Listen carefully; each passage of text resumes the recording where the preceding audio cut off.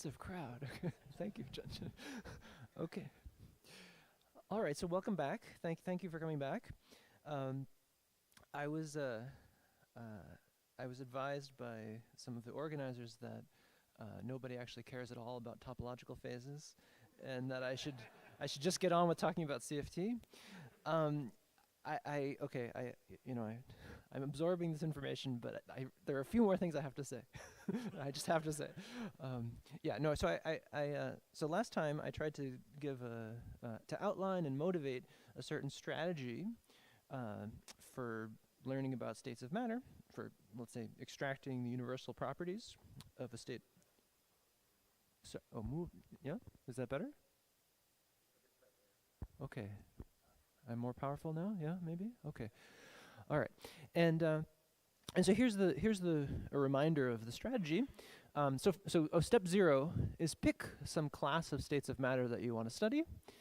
Examples of classes of states of matter or categories of states of matter for which we've thought about this so far is liquid topological order, 1 plus 1D CFTs, higher dimensional CFTs, liquid topological order with gapped boundaries, with gapless boundaries.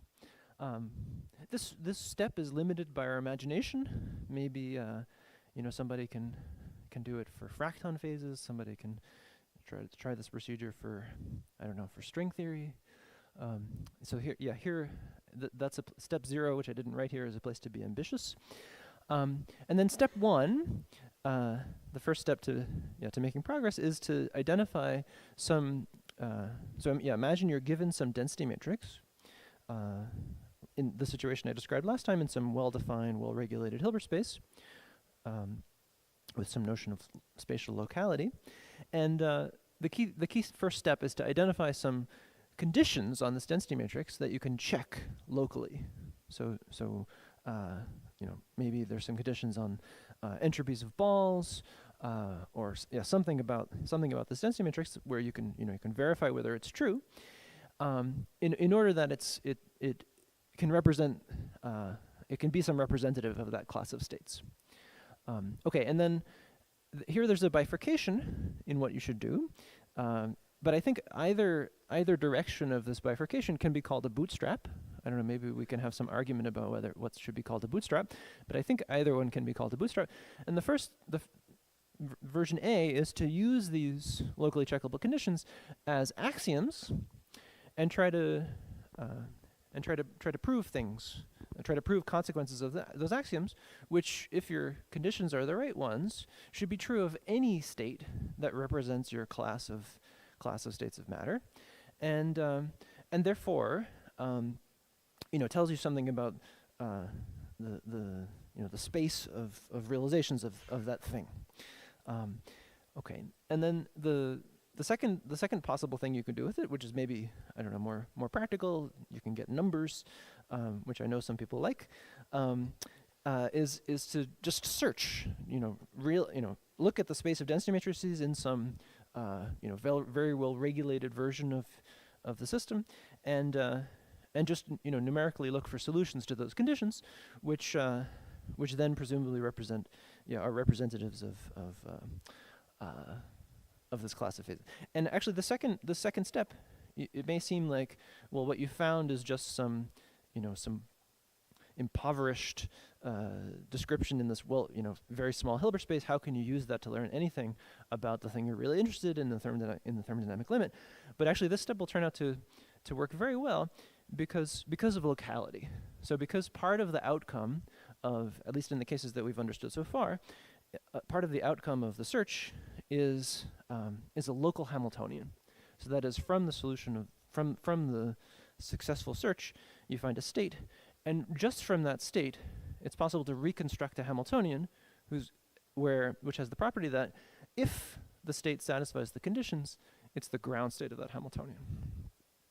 And because that Hamiltonian is local, it's a sum of local terms. Even if you've constructed it on some very tiny Hilbert space, you can then use that Hamiltonian on a larger Hilbert space. And so this step is actually much more successful than it may seem from what I've said so far.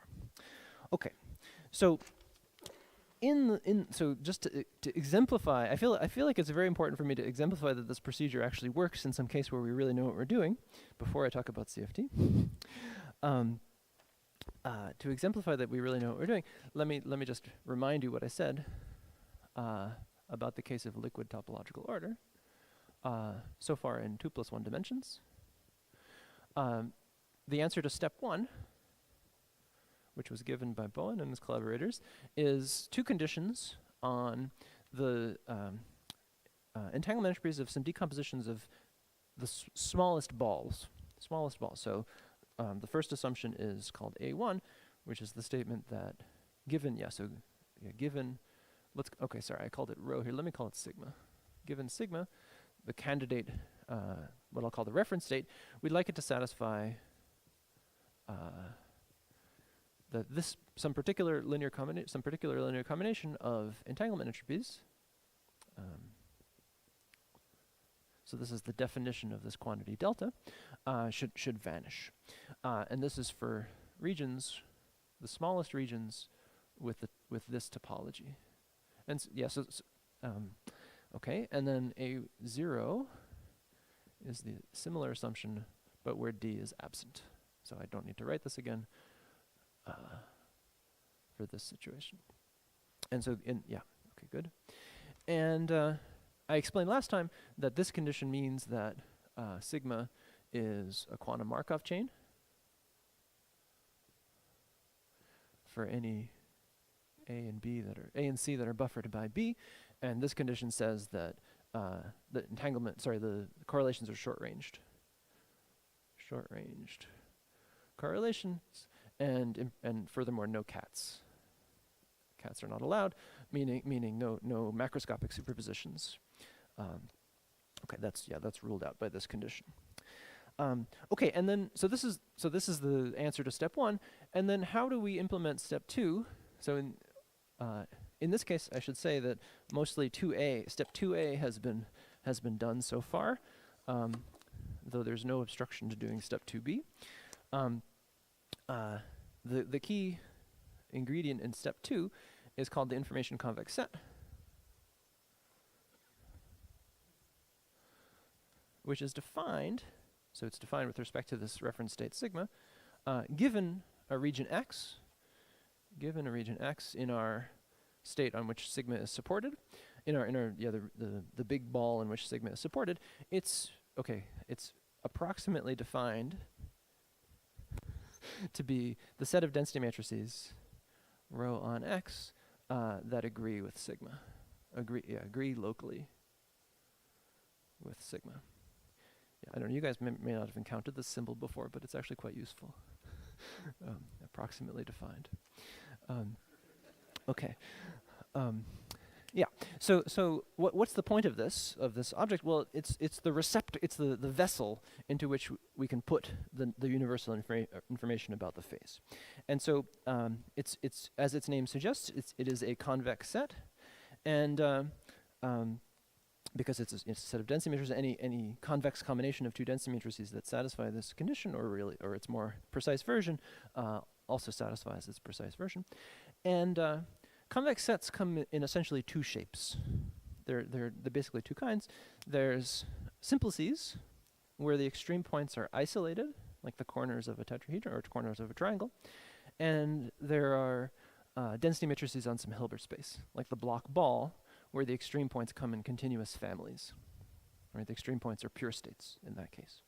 And we can very quickly realize examples of each of these given a state in 2+1 dimensions satisfying these axioms. So sigma of the annulus is a simplex, something like this. I'm drawing one with, I don't know, this 4 extreme points, whose is a simplex. That's what I mean by that equation. Whose extreme points correspond to anion types. So at each of these corners, there's some density matrix labeled we can assign some label, and the interpretation is that those correspond to the anions. And the picture you should have in mind for why that's true is that I can stick an anion in here of type A, and its conjugate is out here. The string operator that creates it necessarily passes through the annulus, and so relative to the reduced density matrix of we can call rho 1 is the reduced density matrix of the reference state. Relative to that state, if I act with this operator that creates the anions, I produce a different extreme point. Okay, and what can we do with such an extreme point? One thing we can think about is its entropy, and its entropy has a very natural interpretation as determining the quantum dimension of so I'm going to make a bunch of claims which can be proved from these axioms and are proved in the paper by Bowen and his collaborators that I cited last time. And the first one is that the quantum dimension of the anion of type A, remember that's how big a Hilbert space you get if you put together n copies of that anion. The quantum dimension is determined by the entropy of this extreme point. And and maybe let me mention one nice outcome. An outcome of just what I've said so far is that there's no topological order where the topological entanglement entropy is between 0 and 1/2 log 2. So last time we talked about this topological entanglement entropy that appears in the subleading term of the entropy of a ball. It cannot be in the interval between, so it can be, it can be 0. The trivial state has 0 if there's no topological order at all, but it can't be smaller than 1/2 log 2. And it can be equal to 1/2 log 2. This bound is saturated by, this is realized, this value is realized by the nu equals 1/2 Laughlin state, bosonic Laughlin state, which or let's say chiral semionts.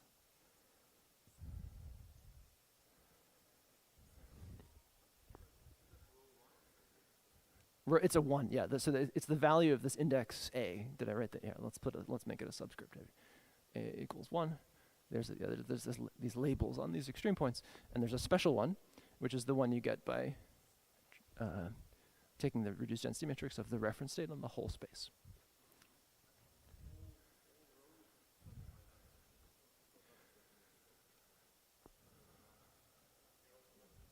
Okay, so the question was, do all rows agree with the density matrix? The key thing is this word locally.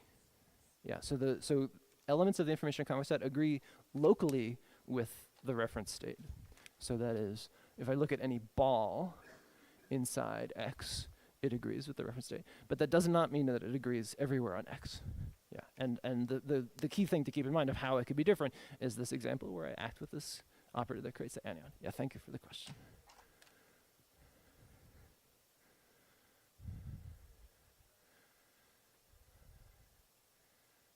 So I didn't get the point, this picture of the simplex. Like, what is it supposed to represent, and like, is the geometry important? What's the ambient space axis? Okay, good.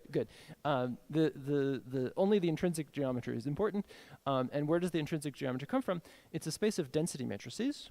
And so there's a natural notion of, actually there are many notions of distance, one of which is just this sort of, given two elements of the information convex set, where's the eraser? I can compare how similar or different they are by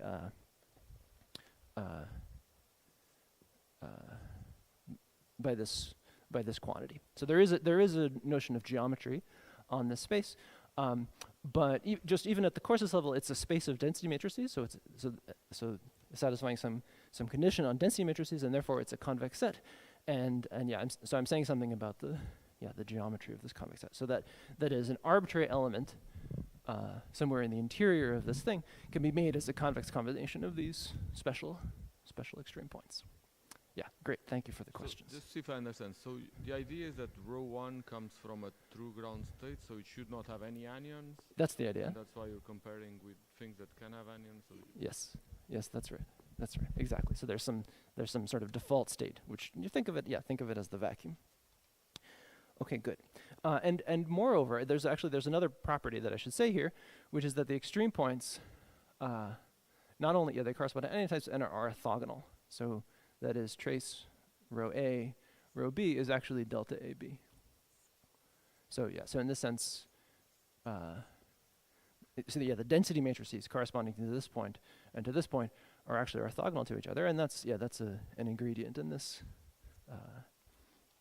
proof. I guess the other let's say let me just outline the idea of the proof, which Bowen reminded me of yesterday. The key ingredient is that it's possible to show that the maximum value of the entropy difference of any two elements of the information convex set is equal to 2 gamma. And the key ingredient here is this this fact I mentioned, that because a state satisfying A1 is a quantum Markov chain, it's possible to solve the quantum marginal problem. That is, you can merge density matrices, and it's furthermore a fact that that merging process plays nicely with the information convex set, so that if you take two elements of the information convex set of some region and merge them together, you get an element of the information convex set of the union. And the result of the merging is the maximum entropy state consistent with the marginals. And so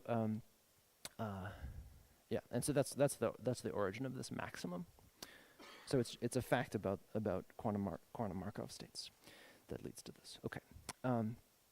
This is ingredient 1, and ingredient 2 is consider a convex combination of two extreme points. Let's call it, I don't know, x plus rho b 1 minus x. So this is like a family of points along one of these edges. And think about what is the maximum value of this over x. Okay, this is an exercise. Yeah, I'm assigning an exercise. It's a school, I can assign exercises. Compute, given two orthogonal density matrices, rho A and rho B, compute the biggest value that this can be, and you'll see where the log 2 comes from. Okay. So that's one example of an x that we can consider, from which we already learned quite a bit. Sorry, John. I'm still a bit confused why an extreme point. Let's see what this relation is between extreme points and anion types, right? How do you establish that if you're an extreme point on this simplex, then there must exist an anion? Yeah. Okay. Good. So maybe I should emphasize, when I draw this picture, it's intended to give some intuition about why I say this. But maybe the best way to think about it is that starting from these axioms, one can sort of build up a consistent story, and maybe think of this as like a guess. Think of it as a guess, and then from this guess, we can try to from properties of the extreme point, we can identify properties of the extreme points and relations between them, and then compare expectations with our expectations about the theory of anions. So, for example, we associated with one of these extreme points, we can assign this quantum dimension, and then in the theory of anions, that quantum dimension, it's actually defined. So maybe I should have some parallel story over here where I remind people about unitary modular tensor categories, but in that world, the definition of dA, I said already the definition of dA, it's how big is the Hilbert space when you tensor together n copies of the anions. And one way to see that, one way to think about what that is it says that you're repeatedly fusing the anion together with itself, and the size of the resulting Hilbert space is an eigenvalue of the fusion coefficients. Did I get this right? dA. It's eigenvalue A, and then the matrix index is B. It's an eigenvalue of the fusion coefficients, and moreover, the eigenvector itself is also D, with lambda C equals DC. So this is an expectation, and now let me show you that expectation is actually true within this interpretation. Okay, so that maybe that's I should have described. I should have yeah, maybe I should have emphasized that the thing I drew in blue and red here was sort of an intuition pump. Okay, so the second example of a region we can consider is the two-hole disk, right? So actually, all embedded regions in 2 dimensions are just a disk with a bunch of holes, right? So we can think of 0 holes. In that case, there's just, you can show that the information complex set is just a point. We can have 1 hole, in which case we get this simplex, or we can have 2 holes, and each of these boundaries Sorry, of this let me ask two-hole one more disk. question, which I hope is useful, but I'm not sure. So you have this orthogonality, orthonormality, in fact, of the density matrices that lie at the vertices of the simplex. Oh, right, the delta it's AB. not orthonormal actually. Yeah. Sorry, they're not pure. yeah. Yeah. Sorry. Okay. So how should I see that? Is that because, I mean, I can see it because if it corresponds to an anion, it's like one is a state with an anion and the other is a state without an anion, so they're orthogonal. So is that a consequence of this identification, or is there the fact that there are something else you can? No, the fact that they're orthogonal follows from the axioms. Yeah, that's The things I said in except in the blue and red marker follow from the axioms. Yeah. Okay. Yeah. But then I'm going to ask how I can see that. Oh, okay. But then you're going to trick me into talking about gap phases for the whole hour. But then I withdraw that question, I guess. Yeah. So right, I had to decide between trying to say this efficiently and giving enough detail to convey But the then idea. you're saying it's complicated, right? I cannot just see why these extremal points are somehow orthogonal. Okay, maybe Bowen can tell you in a simple sentence.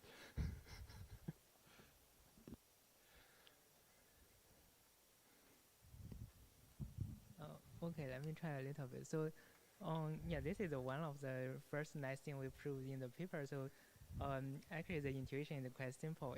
It's based on the topology of the annulus. It's like you can cut the annulus into halves. Or actually, I remember John has a very nice analog of the some living creature which can split. Anyway, so if you split, the information is stored in half of it, and then you can copy it in the other half. And it turns out, by doing that, you can show that the two states become more and more orthogonal if you have wider and wider region. And based on that intuition, you can come up with a proof that they actually need to be orthogonal. And I can show the detail later.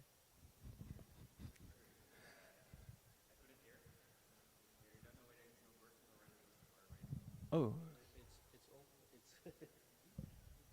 It's on, but I don't know.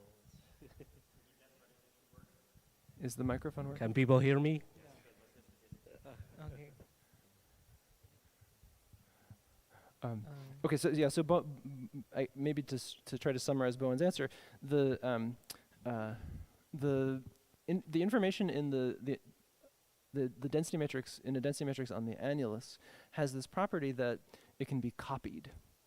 So that is, if I take so here's my initial annulus. I'm going to divide it into 2 parts, an inner ring and an outer ring, and each of them. Oh, I was supposed to say a fact about the information complex set. Each of those 2 copies has the same topology as the annulus. And a fact that I forgot to mention is that this thing is a topological invariant in the sense that the information complex set of some region, I don't know, let's think about the annulus, is the same. Okay, what do I mean by the same? It's the same as the information complex set of some deformed annulus, where I move it around.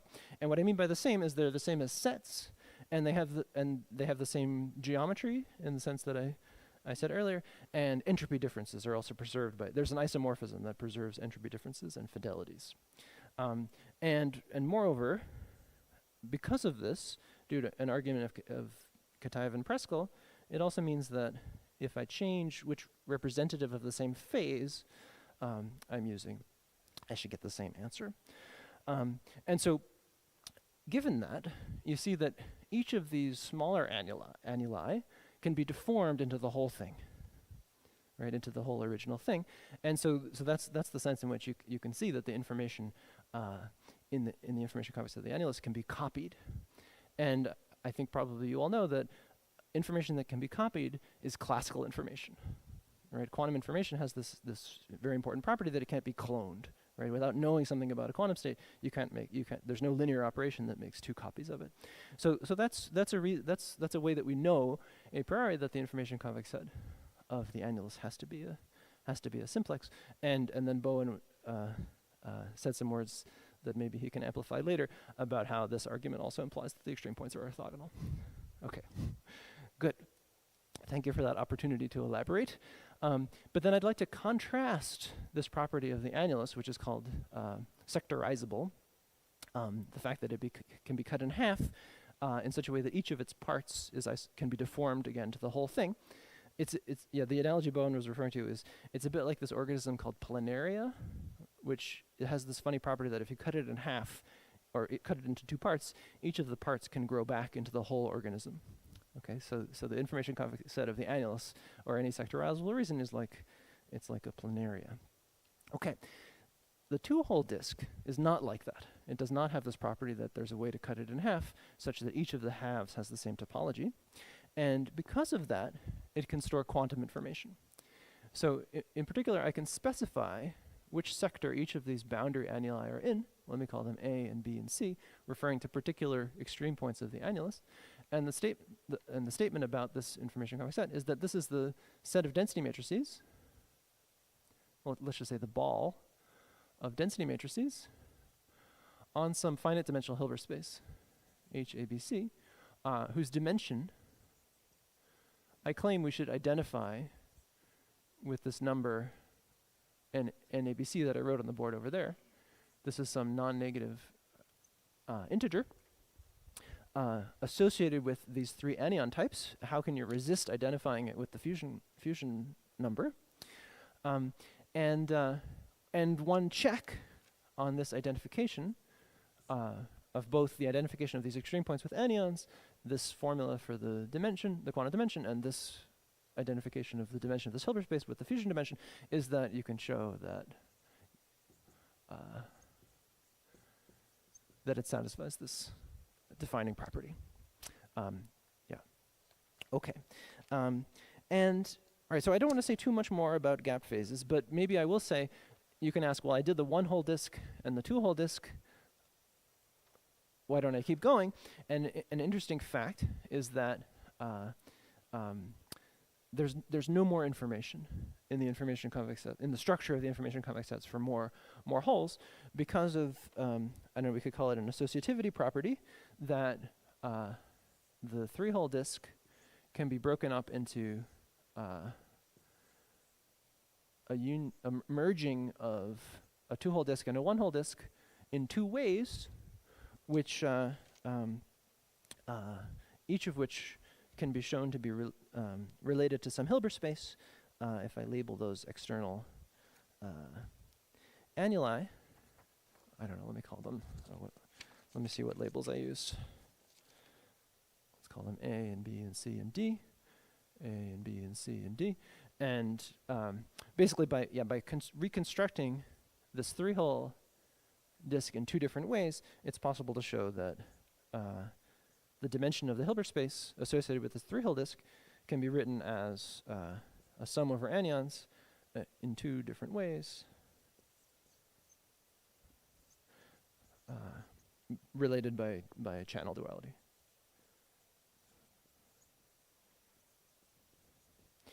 Okay, so this is these are theorems that follow from these two axioms. Okay, so that's the story in 2+1 dimensions. Let me spend just so the fact that the information in the information convex set terminates with just the annulus and the two-hole disk is consistent with our understanding of modular tensor categories, and with which let me remind you was discovered by Moore and Seiberg in an attempt to corral the topological information in rational CFTs, right, in 1+1 dimensional conformal field theories. And one very important thing that they showed is what is the necessary information in order to completely specify the data of a 1+1 dimensional CFT on an arbitrary Riemann surface. Okay, so this fact parallels that result. But let me contrast that with the situation in 3+1 dimensions. In 3+1D, the same axioms work. So there's A0. The only difference is that now I take this picture that I drew in 2 dimensions and create the volume of rotation about this axis. So this is a ball that I'm dividing up into a thickened boundary and its interior, and it's the same formula. And A1 is the same idea. I have to tell you how I orient it when I do the rotation. It's the same. Oh, sorry, B is the outside. Wow. B is for buffer.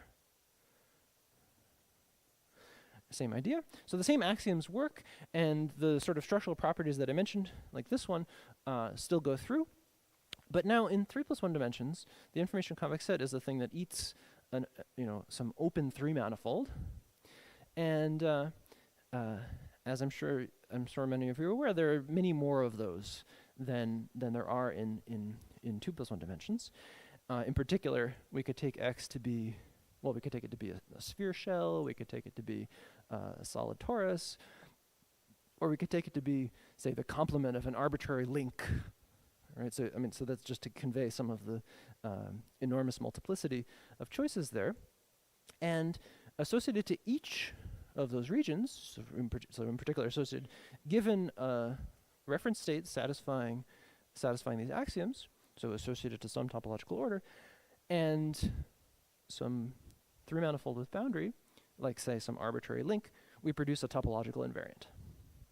Right? So it's a class of not invariants, and so it's very interesting to ask whether there are sort of structural relations between these analogous to this property that that from the information about the 2-hole disk, you know everything about the 3-hole disk. There are such relations, but it seems like not quite enough of them to be consistent with what the mathematicians tell us about the classification, attempts to classify 3+1 dimensional topological field theories. So this is a statement that I personally find very disappointing if it's true. The statement is that all 3+1 dimensional, let's say bosonic topological orders, are described by some discrete gauge theory, possibly with some Digraph-Witten twist. So this is a very limited class of examples, which is, I think, in real tension with this apparent multiplicity of possible choices of regions for which we can construct the information convex set. And okay, so even if you don't care about the classification of topological field theories in 3+1 dimensions, a reason that you might care about this question is this question of what is a sufficient set of data, which regions do I need to consider in order to completely specify all of the information in the information convex sets of every region. It's very closely related to the structural question about 2+1 dimensional conformal field theory. So by analogy with what I said about Moore and Seiberg, so there the topological structure in 1+1 dimensional conformal field theory is related to this data about 2+1 dimensional topological order. The analogous question about 2+1 dimensional CFT, namely, what information do I need to specify to tell you what's the partition function of the CFT on an arbitrary 3 manifold, is in the same way intimately related to this question about relations between information convex sets of various regions in 3+1 dimensional topological order. Okay, so that's a reason you might care about these kinds of questions, even if you only care about conformal field theory. Can you explain where the conformal comes from? Well, okay, yeah, where does it come from in Moore and Seiberg? It's, I guess the From idea... Chern-Simons theory, right? The quantization of Chern-Simons theory. Well, Chern-Simons theory is an example of a 2+1 dimensional topological order, but yeah, their construction though is more general than that. It's really it's a relation between the topological data about fusion and braiding of operators. I mean, they describe their result in terms of rational CFT, but because they want to have a finite number of well, okay, I guess I'm not sure why they well, okay. Let me forget about the finiteness assumption. it's about the structural properties of the braiding and fusion of primaries, right? And I mean, they showed that this involves a certain set of data, which I forget if they invented this name of modular tensor category, but anyway, they defined what it was, and it's the same data that specifies a 2 plus 1 dimensional topological order. And why is that true? Well, I guess the best explanation for why that's true is what people sometimes call the bulk boundary correspondence, or maybe Lee-Haldane conjecture is a special case of it, about which I'll say a little bit more tomorrow, which is that, well, okay, yeah, let me say it this way. The reduced density matrix of some region in the bulk of some 2 plus 1 dimensional topological order is very closely related to a 1 plus 1 dimensional CFT. Yeah, that's the thing I'll try to convince you of tomorrow. Which I think, I think that's maybe the best explanation for this connection. Yeah. Okay. That's right. That's right. Yeah, that's right. About which we know a lot less. Yeah. Yeah. More questions? Okay. Okay. Leonardo has made his feelings clear. Okay. So that's a good place to stop with the gap case. I did pretty well. It was okay. It was less than half. Okay. So now I want to talk about trying to do the analogous things for 1 plus 1 DCFT. Yeah, so far I've been talking about, correlation length 0 fixed points. I said that these conditions are conditions for the state to be the fixed point in the phase. It's only special states that satisfy this condition. They're very nice representatives of the phase. What about infinite correlation length fixed points? And okay, so the question I want to ask first is, what's the condition? What's the local condition? Condition for some density matrix sigma to be the reduced density matrix of, to come from the ground state of a 1 plus 1D conformal field theory. Okay, so I've already done something dangerous here. I've asked a question about a reduced density matrix in a quantum field theory. And so maybe it's a good time for the public service announcement part of the talk, the part where I give a diatribe about von Neumann algebras.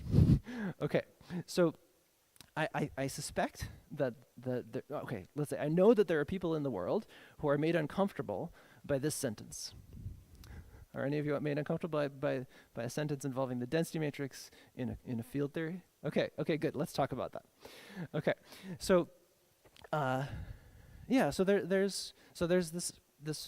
are people in the world who would like to study quantum field theory directly in the continuum, right? It lives in the continuum. Why should we ever talk about a regulator? Why should we cut it off? We should be able to say everything without ever introducing a cutoff. That's a wonderful ambition. Good luck. I don't have no problem with that ambition, but as part of this ambition, there's a large literature about the operator algebra of a quantum field theory directly in the continuum, and a lot of discussion about, say, what type. So under some reasonable assumptions, it's a factor. And there's a von Neumann classification of factors into type 1, 2, and 3. And the thing that happens as we move up, or let's say down in that classification, is that we lose certain privileges, right? So in a type 1 von Neumann algebra, we're allowed to talk about whatever we want. There's a Hilbert space, there's a state, there's a density matrix, entropy is well defined, everything is lovely. And as we move from type 1 to type 2, we lose the privilege of speaking about the density matrix. And when we move from type 2 to type 3, we also lose the privilege of speaking about entropy. And so the words that people use in this context is you say that in a type 3 von Neumann algebra, which people believe is the type of the von Neumann algebra of a quantum field theory, like a 1 plus 1 dimensional CFT, the words that people say is that the density matrix does not exist, right? So that this is the kind of reason why someone might be uncomfortable with the sentence. And what this sentence means, sigma does not exist. What it means is sigma depends on the cutoff. Right? I think it depends on the regulator. I think everybody will agree with that. Is it true? Yeah, I think it's true. It means it depends on the regulator. And so if you were living in a world where you wanted to do quantum field theory directly in the continuum, and never speak about a world of a finite dimensional Hilbert space, well, what can you do? Okay, so if we were talking about quantum gravity, which we're not until this afternoon, maybe I would say that maybe this is fine, because I also don't have a very good idea about how to regulate quantum gravity in a way that preserves locality and all these things. But in a quantum field theory, ordinary quantum field theory, well, at least in the ones that I've been thinking about, we know lots of very good ways to regulate them. It's very easy to regulate. You have to you have to break a few symmetries. Of course, you have to break scale invariance, but they can certainly be regulated. And in the context of condensed matter physics, which I sometimes think about, they always come that way, right? If I'm interested in studying some some lattice model with some local Hamiltonian, very often the low energy physics is described by quantum field theory. Like this is the context that I tried to set up last time. It's described by quantum field theory, but of course, there's a very particular UV completion of that field theory as a lattice model.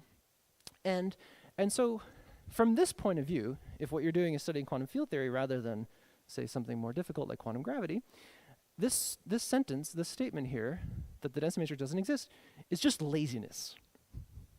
It's just giving up on this problem. So rather than saying it doesn't exist, a more constructive thing to do, so we agree that what it means is it depends on the cutoff. A more constructive question to ask is, how does it depend on the cutoff? Right? I think this is a reasonable scientific question. How does it depend on the cutoff? And what are some combinations of quantities, entropies or linear combinations of entanglement Hamiltonians, where that dependence on the cutoff cancels? So using this object, which I totally agree it depends on the cutoff, we can nevertheless construct universal things. We can nevertheless make well-defined statements and learn something from it. Okay, so I guess maybe I should be grateful that people have this point of view, because it means someone as dumb as me is able to make some progress on these kinds of questions, because everybody else is afraid to even talk about the density matrix.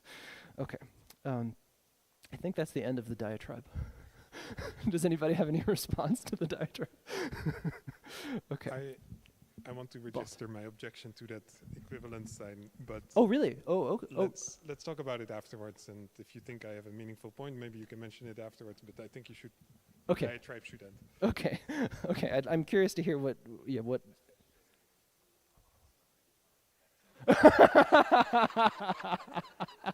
Okay. It's actually very helpful. Okay, so now I'd like to try to answer this question.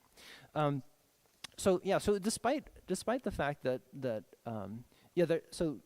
by the way, I'm at some point in the very near future, in maybe 15 minutes or so, I'm going to pay for my cavalierness about this issue. But for now, let me forge ahead and try to answer this question.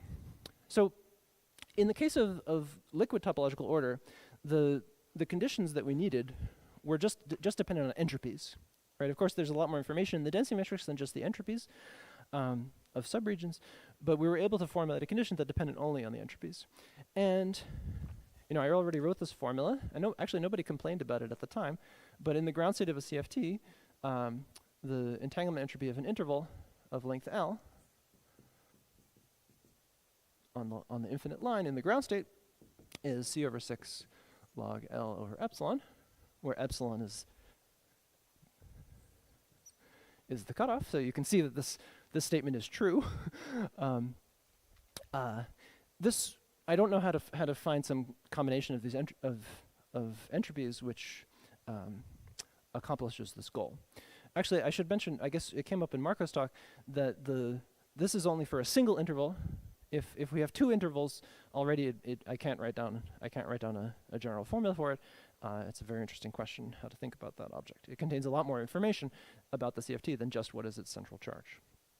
But also in the case of a single interval, we know not just the entropy, but we actually know, okay, let me call this Ka.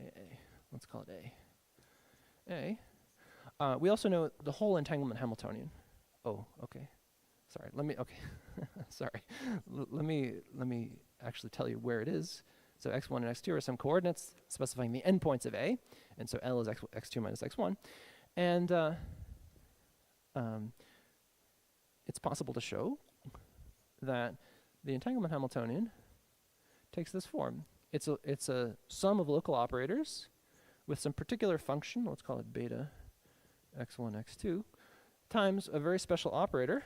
It's just the Hamiltonian density of the CFT. So this operator is the Hamiltonian density of the CFT, t plus t bar.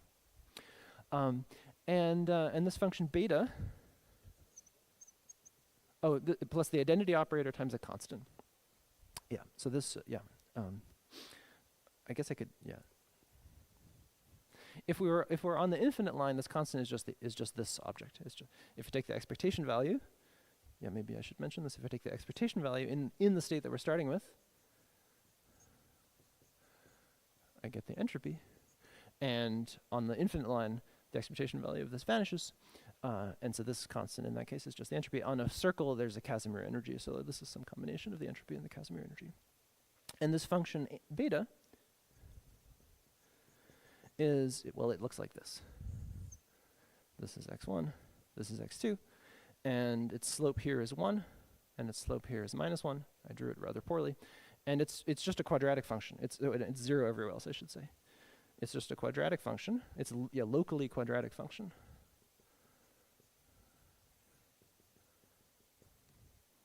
Times the theta function demanding that x is inside the interval. Yeah, I guess I didn't need to put this. Well, okay. This also, it's redundant. So the point is, it's a local operator, right? It's an integral over just the interval that we're thinking about, a single interval. In the case of two intervals in the ground state, it is not a local operator. It's some double integral. Okay. Yeah. Yeah. Sorry, I should have reminded you. E to the minus k. Yeah.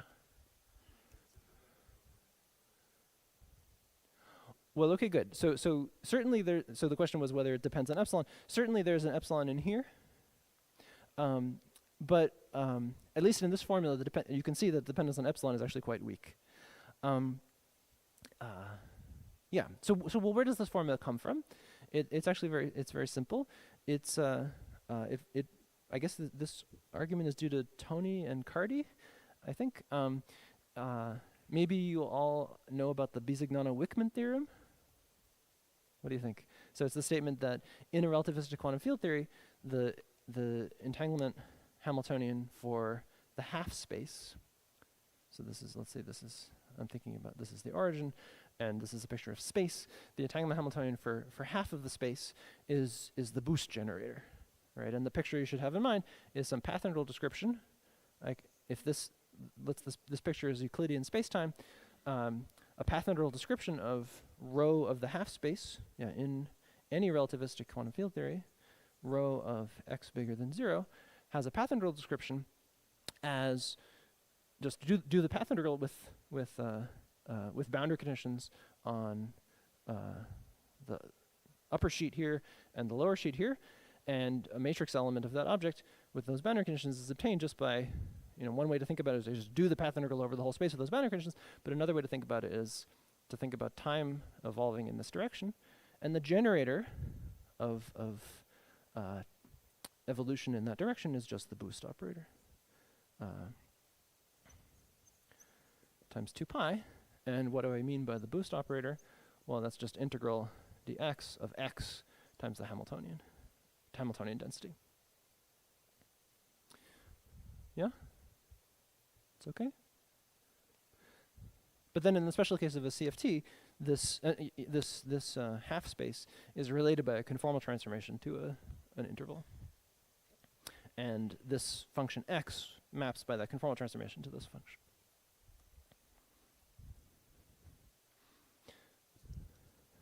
Okay.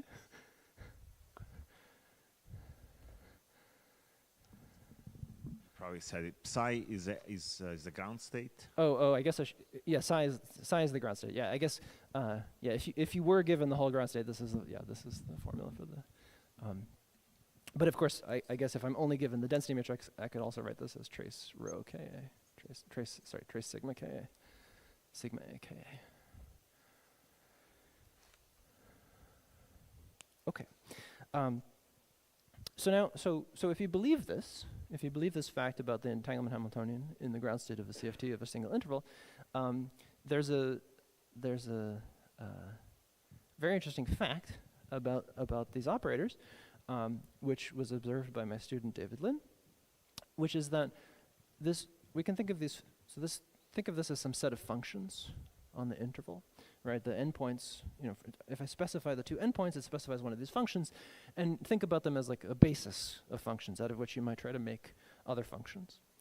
And I guess the first observation is that one function that we can resolve using this basis of function is the function 0. So that is, there exists a linear combination of these functions. So I'm going to choose 3 contiguous intervals.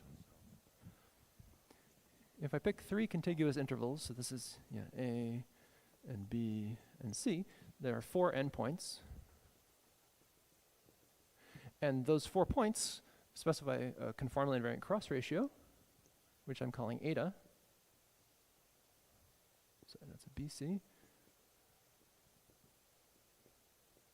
So each of these betas is this function of x living on, so when I write beta AB, I mean beta x1, x3, and so on. And the observation is that, so yeah, eta here is the cross ratio. Let me get the order right. 2 minus 1, 4 minus 3.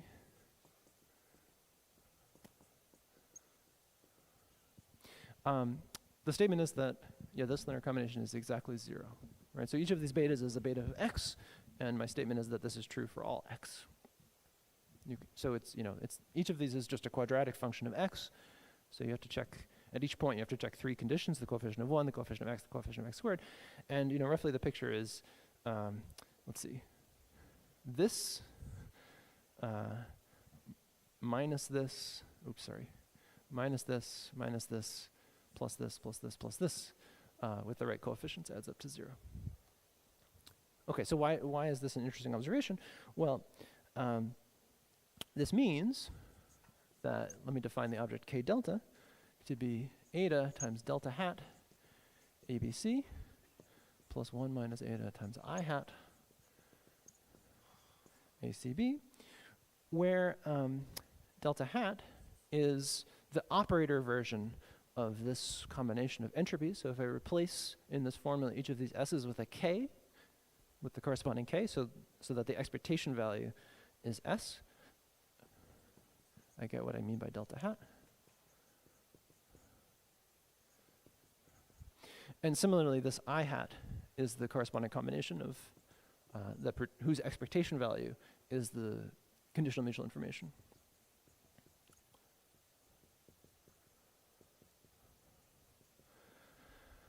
Okay, so the statement is this linear combination of operators, the coefficient of at each, so each of them is an integral against h of x, and the statement is that the coefficient of h of x at a given x is this linear combination of betas, which means that the only thing that's left is the c number piece.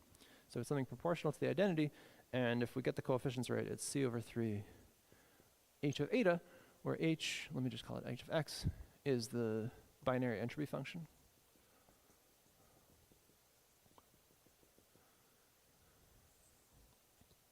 As if the cross ratio were a probability for some binary process.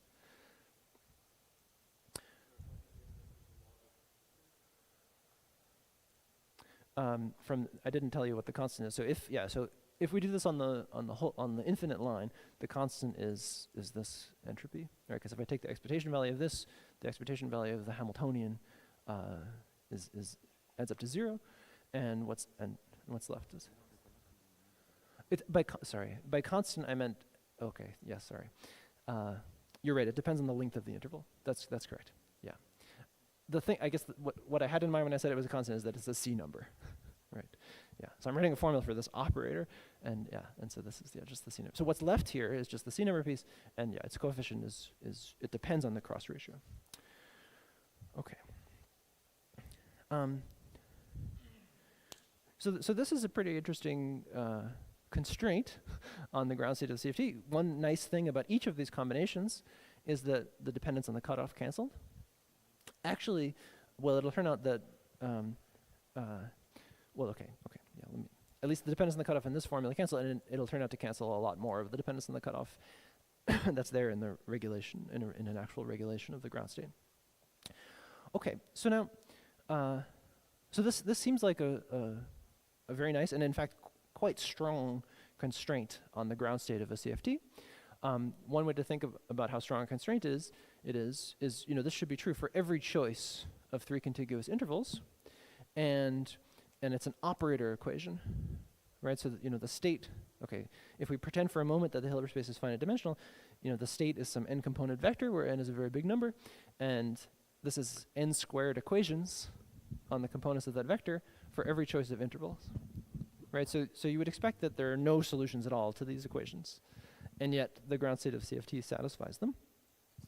And okay, so far I've been writing continuum formulae, which for which, as we discussed, there are reasons to worry. There's a sense in which it's difficult to make it meaningful, and so in order to make it meaningful, we'd like to translate this condition into some finitary statement. And Leonardo asked me a little while ago whether there was some rigorous way to derive a finitary statement in the same way that you guys like to take the crossing equation, which is some formal equation with on some infinite dimensional space, and rigorously using positivity rigorously translate that into some finite statement about what's impossible. I don't know how to do that. The thing I'm going to do instead is a sort of crude truncation, which we'll see works amazingly well. Okay, so maybe there's a better way to implement this beautiful equation in a finite way, but here's what I know how to do, and it seems to work surprisingly well. So the way I'm going to translate this into finite statements is let's divide up the continuum into a collection of intervals. So I don't know, let me call them xn plus 1, and with equal spacing. And I'm going to regard each of these intervals as a site. Of course, in the continuum, the Hilbert space of this site is some horrible infinite dimensional thing, right? There's infinitely many degrees of freedom in between each of these 2 points. And the thing I'm going to do is rudely replace this with each of these sites with some finite dimensional Hilbert space. So each of these things I'm going to replace with some finite dimensional Hilbert space, like a qubit. So it's really a very horrifying truncation. And so this is the place where I'm going to pay for my sins here. So we can ask, given we could put some lattice Hamiltonian on this chain, and tune it to some critical point to find some lattice representative, whose low energy properties have something to do with some conformal field theory. Like we could think about the transfer field Ising model, and tune it to the transfer field equal to 1, where it's at low energies it's described by the Ising CFT. And we can ask, well, is this equation true? And right away we run into some trouble, and the place where we run into trouble is the following. So we construct the ground state of the system, and suppose I want to think about say the entropy of some interval. The thing we actually do is some SVD, right? So we sum over eigenvalues Schmidt values of some state on A, tensor some state on the complement of A, and okay. And the key point is that if these Hilbert spaces are finite dimensional, and one of A is smaller, one of A and A bar is smaller than the other one, the thing we learned from this is rho A is sum over A SA squared,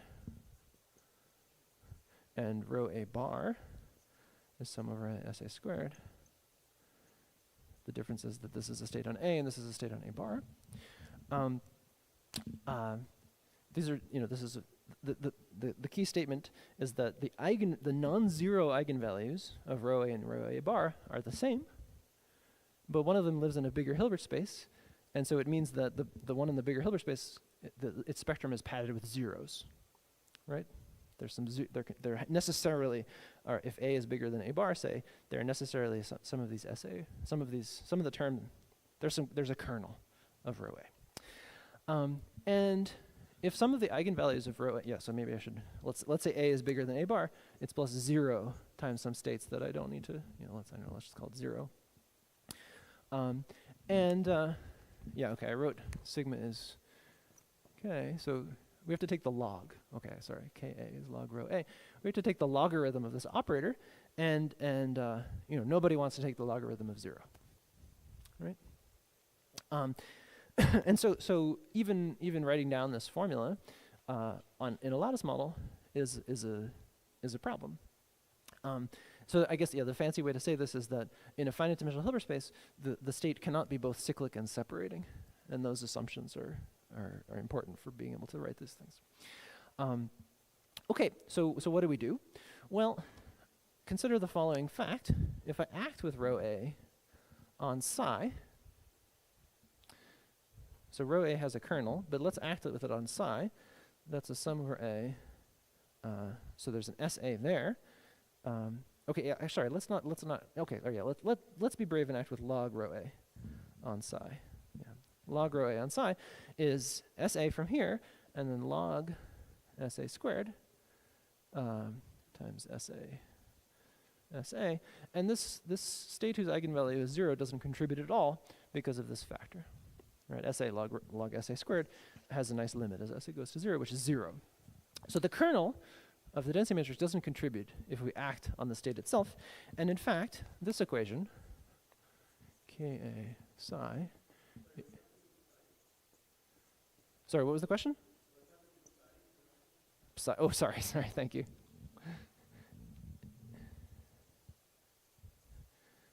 Somebody did a Choyja-Minkowski isomorphism on it accidentally. Is what happened to it. Okay, so this equation is perfectly well defined, even if rho has a kernel, and it's actually true. It's true in this. Okay, let me plot some numerical data, sketch some numerical data. Here's log of the system size versus the error. What I mean by the error, I guess I'm going to plot the log of the error. Here, let me plot log of sigma, where by sigma I mean the square root of the variance of Ka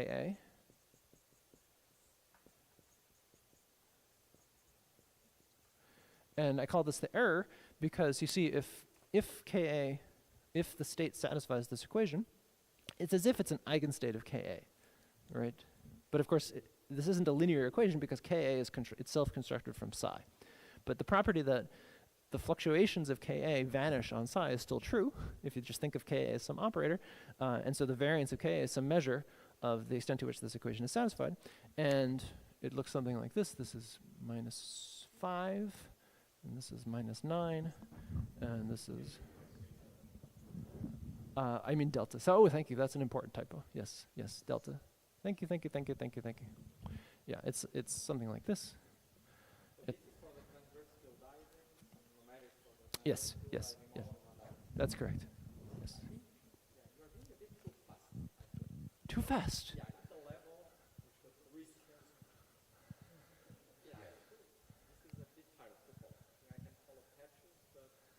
Okay, ask questions. Slow me down.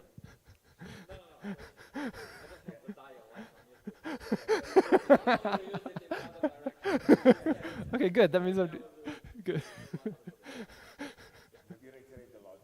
Okay, okay, so what's the logic? So Cardy and Tony showed us this formula for the entanglement Hamiltonian. If we believe this formula, it means that this combination of entanglement Hamiltonians is proportional to the identity. All right, it's a C number. Constructed from the ground state of a CFT, yes. Given the continuum CFT ground state. Okay, so that's a continuum formula. The thing I'm going to do is pretend... That follows because of the identity that you mentioned on top, right? Because of this, yeah, this nice identity this of implies it this. implies that formula. Yes, Okay. yes, just algebra.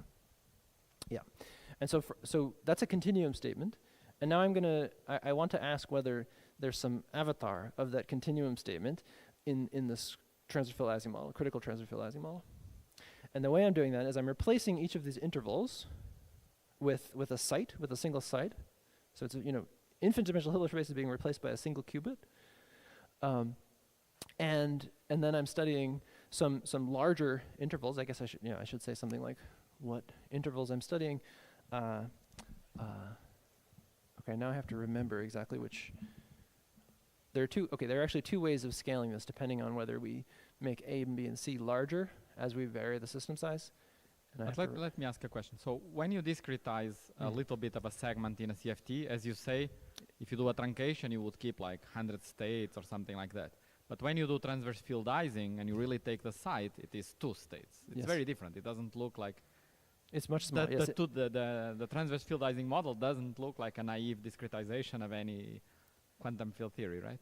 well, Do I need to shouldn't you like take 10 sites of the each Well, block of 10 sites and make it into some what you would call a site coming from the CFT or something like well, that? okay. So I mean, so the yeah, I think okay.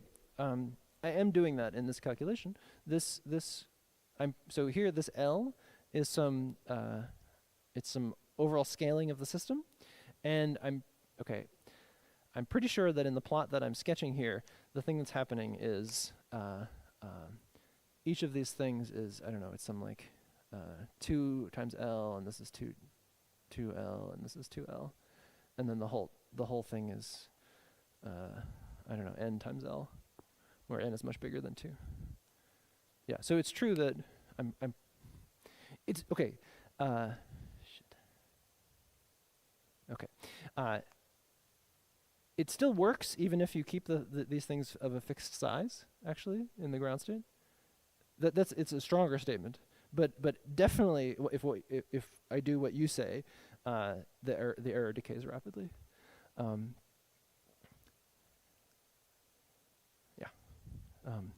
Yeah. So the conclusion from what I'm trying to report here is that this very crude truncation, that this fact, at least this version of the fact, acting on the state. Oh, I forgot to say. Yeah, in my summary of what I did, I said this operator equation is not true in this finite dimensional system because of what I was explaining here. But the vector version of the equation, so it's square root as many equations. It's only n equations instead of n squared equations for each set of intervals. Survives this horrible truncation. Yeah. I have a naive question. Why can't you just work with a smaller a bar, where you don't have these zeros and you can take logarithm? Oh, well, so by a bar I mean the complement of a, right? So yeah. So But there's some whole system, and unless you choose a to be exactly half the system, one of a or a bar will be smaller than the other. Yeah, and you said that you have zeros in the bigger subsystem. Yeah. Why can't you just work with smaller subsystem where you don't have zeros? Oh, I see. Okay, no, you're right. I see what you mean. Yeah, I guess more. Yeah, you're right. This is an argument that the zeros are, for some reduced density matrices, are inevitable, but in fact, even in that case, there's some kernel in the lattice model. Yeah. So you're right. We could just study small systems that are small ABC are much smaller than the whole system, but in fact, it still doesn't work. Yeah, Antonio. Great. That's a great question. So I'm going to try to persuade you that this quantity sigma is actually a good way to detect critical points. That at the critical point, this sigma is minimized, and as you move away, it grows. Yeah. I'll sketch some plots later in some examples. Yeah, excellent. Okay, so now I made this. Yeah, Sorry, I great. still need some clarification. So in the x-axis, what did you write there? What sizes are you reaching? It's log of L, where so I think. But what is the value? Is 0.5? No, it doesn't. Oh yeah 4.5. 4.5. Okay. Yeah, this is 4.5. This is 2.5. And just to clarify, to really go to 0, you have to scale the size of ABC with L also, or you can keep them fixed and still goes to 0? Yeah, this is an excellent question. It definitely goes to 0 more slowly if you keep them fixed because of what Pedro was saying. But in the ground state, it still goes to 0. Still goes to 0. You can keep 3 sites, and this is an identity. It gets better, yeah.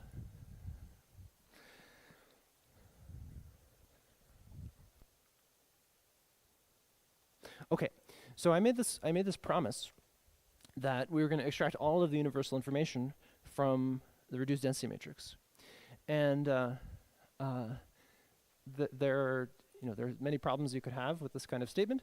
One of which is that I didn't tell you what I meant by all the universal information.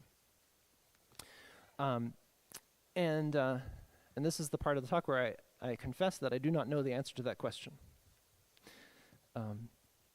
I guess it's related to the question we were discussing earlier of, what is a complete set of data that you need to specify a CFT? So I guess maybe in 1 + 1 dimensions we know the answer to that. But there's a way for me to show that this is true without telling you what all the universal information is. And that's if I can, from the reduced density matrix, I claimed that all the universal information is contained in the reduced density matrix, or I guess I called it rho sub B last time, where B is some big ball. And this statement is true. I can show you that this statement is true if I can reconstruct from rho sub B both the whole state, so not just the reduced density matrix of a ball, but the whole system, and a Hamiltonian whose ground state it is. Yeah, a local Hamiltonian whose ground state is psi. Do you agree? Right. If from the reduced density matrix I can construct a state whose rho B is trace over B bar of psi is the reduced density matrix of that state psi, and a local Hamiltonian whose ground state that is, then if I know the Hamiltonian, I know. So like in the example of ETH that I gave yesterday, if I know the Hamiltonian, I know anything that anybody could ever want to know about the state. Right? I know, in particular, I know the universal information, and I also know a lot of garbage. So the question of how to get out the universal information still stands, but at least this we can show that this statement is true. Okay, so let's see. I have 2 minutes left, so let me spend those 2 minutes trying to convince you that I can do this, and the next time we'll take advantage of the outcome. So this is what I was alluding to when I was saying that the search will turn out to work much better than we thought, because from the local information we can reconstruct a Hamiltonian. So first let me talk about reconstructing the state, and here I'm going to make a moral statement. I'm going to use the operator version of the equation, and so I said some bad things about the operator version of the equation, but let me say some good things about it. So let's ask about psi. So let me define k twiddle to be k minus its expectation value. So I'm subtracting off that identity part of k. That formula I wrote here, that k delta is a C number, I can solve it for k ABC. So you see in this sum, there's a bunch of AB, BC, AC, AB, B parts of the system, and there's one place where ABC appears. If this equation were true, I could solve it for KABC in terms of KAB plus KBC minus KB. Everybody has twiddles here because I don't want to talk about the identity part. Eta over 1 minus eta. KAB plus KBC minus KA minus KC. And so you see, if we know the marginals, if I know AB, BC, B, AB, BC, A, C, this is a formula for the joint distribution. So this formula, which follows from this operator version of the condition, it's a instruction for reconstructing the density matrix. This is the log of the bigger density matrix from its marginals. So this equation, and notice if I set this term to 0, sorry, I'm trying to stand in front of the term that I'm setting to 0. Okay, if I set that term to 0, it reduces to the Markov condition. If I set eta to 0, it becomes this Markov Petz formula that I wrote last time. The generalization of the Markov reconstruction. And so at least if you believe the operator version of the equation, from the local information you can reconstruct the joint state, and if this is true on every set of 3 intervals, from the local density matrix you can merge the local density matrices together to get the whole state. Okay, so that's what I meant by you can get the state. And then, okay, just in the last minute, let me write a formula which we'll use next time, which is for the reconstructed Hamiltonian. So so it turns out to be a really good idea to think about these functions as some basis of functions on the interval. Just as we resolved 0 with this basis of functions, it's also possible to resolve the identity. So yeah, I claim that sum over I beta xi plus 2. So here the xi's are the equally spaced points minus beta xi plus 1 is equal to 1. And why do I care about this? Well, it's because now if I consider this combination of every pair of 2 intervals minus every pair of 1 interval, sorry, every 1 interval, okay, let's put the twiddles so I don't need to worry about the identity part. I get some integral of this combination of, this combination of betas times h of x at each point, and that's equal to 1, which you recognize as the CFT Hamiltonian. And so the key claim is we can, just knowing the information about the reduced density matrix of balls, we can reconstruct the Hamiltonian density of the CFT, and we can try to do that on the lattice, and it actually turns out to work very well, and that's where we'll start next time. Okay.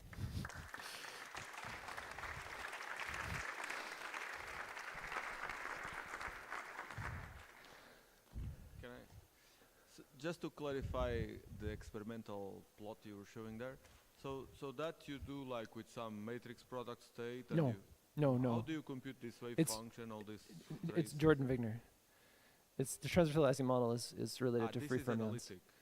No, it's numerical, but it's using free fermions. So the transfer field Ising model is exactly solvable using free fermions, and so it's So what is the numerical part? Oh, so that means that the density matrix is Gaussian, and we can with a kernel that we can that we know, and so the numerical part is diagonalizing the thing in the exponent. So it becomes a single particle problem. So because of the special properties of the transfer field Ising model, we don't need to do matrix product states to get big system sizes for that example. Yeah. Thank you.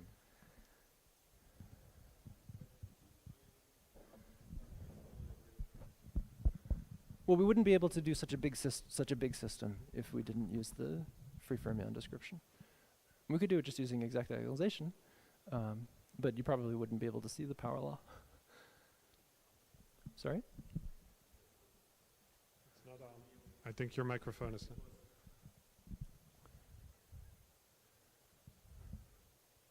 So the question was whether this free fermion was so important to see this decay, and you say, okay, if you didn't know free fermions, then you would be able to see a part of this line, but maybe not. Yeah, you could see the fact that it decayed, but it wouldn't be this beautiful straight line. Well, it would be still straight, but would be just the first part of this line.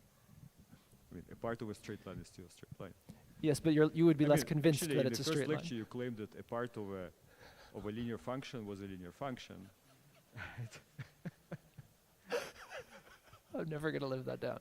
Okay, indeed, but it's obviously it's more convincing if it's straighter over a longer time, over a longer range. Yeah. Sorry, let me see if I understand something basic. So you start with an Hamiltonian that is in the critical point, right? This transverse field azimuth. Then we do lots of work and we get an Hamiltonian, but we already had an Hamiltonian. Great. What are we doing? Great. So in the case of the transverse field azimuth model, we didn't need to do this. In fact, we get back the Hamiltonian that we started with. In that case,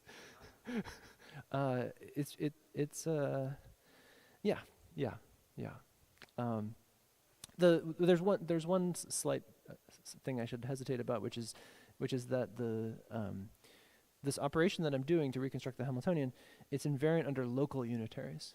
So if I act with a unitary just on a single site, it doesn't change my reconstructed Hamiltonian. So it might be up to a local unitary. In that case, it's the same.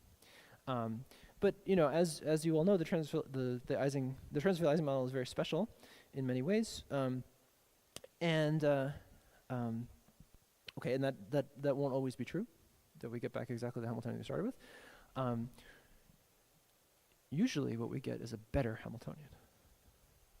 Okay, so you start with an Hamiltonian that does converge to in the IR, but you get some coarse-grained version of it that somehow converges better. That's right. I claim it's in the given Hilbert space, it's closer to the ideal CFT Hamiltonian. Okay. Yeah. But can you use it to find Hamiltonians without starting with an Hamiltonian? That's That's right. what you're going to explain next. That's what I'm going to explain next time. So yeah, so indeed, so this gives a way to search for CFTs by essentially by looking for solutions, looking for states that satisfy this condition. We can do that in some very small Hilbert space, and then from that state we can reconstruct the Hamiltonian. So we get a Hamiltonian whose ground state it is. Yeah, that's where we're going. Any other questions?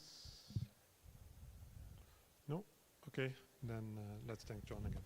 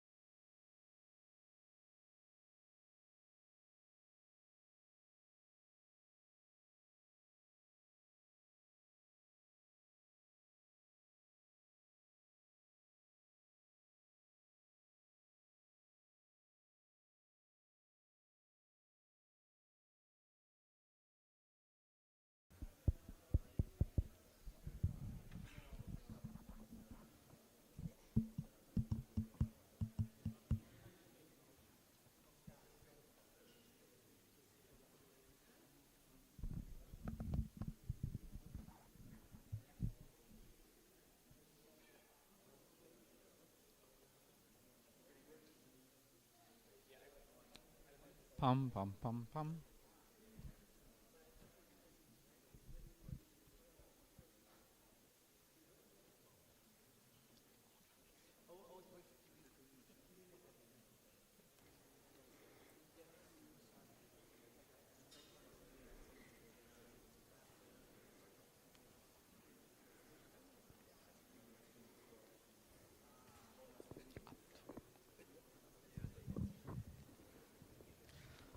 Okay, so let me just make two announcements before we resume. So one is about the afternoon session at 2:30, which is going to be an informal discussion on holographic CFTs. And so the way Chinan, Alice, and Francesco are organizing it is that they will give some introduction, the three of them, for 45 minutes in total. And the rest is open time for questions and discussion and listing open problems and so on. So during lunch, think about your favorite open problems within holographic CFTs, questions that you want to ask. And the plan is most of the time to be an informal discussion between all of us. And it's here. And the second announcement is about the dinner. The dinner is at 7, not at 7:30 like I said yesterday. It's at 7. It takes 55 minutes to walk from here.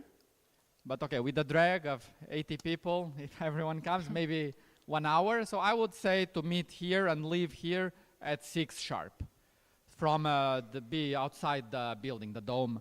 And I will carry whoever wants to walk. I know a nice walk, and we can walk there. Otherwise, you can be there at 7. Or between 7 and 8, there will be a reception, a cocktail. And then at 8, the dinner starts. So you can be there anytime between 7 and 8, or you can walk with me and everyone else at 6 o'clock. Okay? Very good. So I'll pass it to Bal. All right, thanks. We'll have Philine today for the second talk. Okay, thank you very much, Walt. And thank you also to the organizers for putting together this nice conference, which is the last of the Bootstrap conferences funded by Simons, but hopefully not the last in the future. And okay, so today I want to present this upcoming work with Bastien Giraud and Miguel Paulos. And Miguel is not here this year, but Bastien is, and he has done a lot of the work. So please also approach him if you have any more questions after the talk. And so what I will talk about is something that is fundamental to physics, which is symmetries and the breaking of symmetries. And in this case, I want to apply it to conformal defects because they break a lot of symmetries. And in this way, I can continue the nice series of talks on conformal defects that Marco started yesterday in this Bootstrap meeting. And I will show you how this breaking of conformal symmetry and other symmetries will lead to constraints on the spectrum and OP coefficients and other DCFT data. And I will do this by first deriving these constraints and then showing how to apply it. So that is the plan of the talk. And let me start very kind of with the very beginning, with the very basics, and start just defining some things and set the notation. So if we have some symmetry group, let's call it G, and then we know that there's an associated conserved current to this symmetry, so some current J. And additionally, there's conserved charges, let's call them Q, that we can write as an integral over some codimension 1 surface of these currents J, where n is some vector normal to this codimension 1 surface sigma. And these QA, we can see them as the generators of G, and they satisfy the usual commutation relations, QA, QB, with some structure constant, FABC, QC. And now we can take an operator O in some representation R, and it will transform as follows. So here we have the QA, some OR, and it will have some transformation parameterized by delta. Now what we want to do is we want to break these symmetries. So we're going to break G to some subgroup H, and this H is now generated by some new set of charges that I will also call Q, but with a little a here. So little ones are now the generators of this subgroup H. And in addition, we will have some broken generators, which I will denote by some tilde a, and they're the generators of some coset G over H. And so now we have split our set of generators into some unbroken ones and some broken ones, and they're defined in such a way that the unbroken ones preserve the vacuum, while the broken ones give some non-zero value. And we can also rewrite these commutation relations for each one of these broken and unbroken charges. So the unbroken ones will just close among themselves, so they only give you some other unbroken charge QC, while the broken ones will generate both broken and unbroken charges.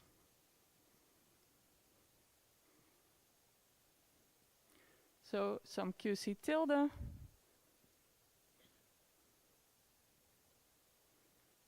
and also some normal QC. And to complete it, we'll make a choice of bases such that QA, a broken and an unbroken charge, will only generate some unbroken charge Q of C. Okay, this is all very general and of course maybe also known to everyone. And you can apply it to many different cases of symmetry breaking.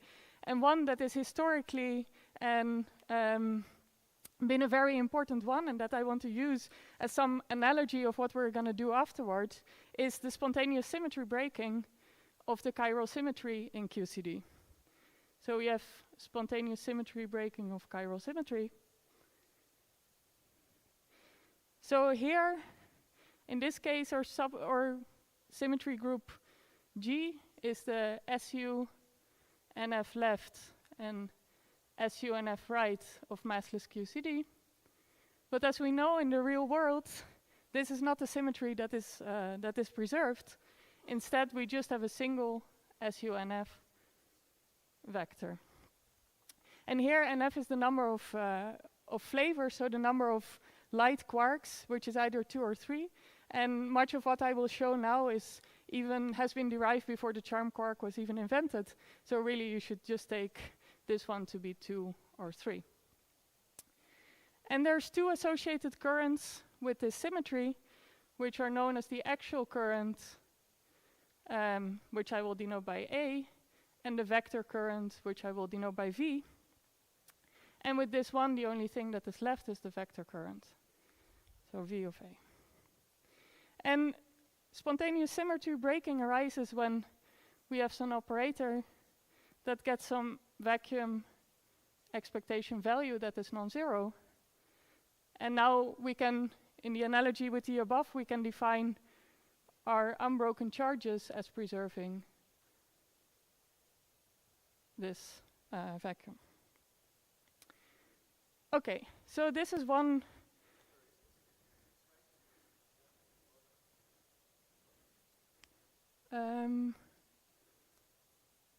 No, sorry, it should be the broken ones. Yes, thank you very much. Yeah, so indeed, it's either the broken ones or a combination of the two, and we've picked it such that it's only this. Thank you. Yeah. Okay, so let us now look at the consequences of this spontaneous symmetry breaking.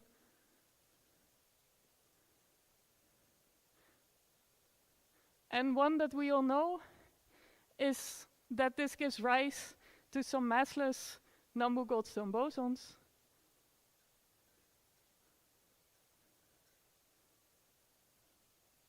Which, in the case of chiral symmetry breaking, are the pions pi for each broken generator. So for each Q tilde of A.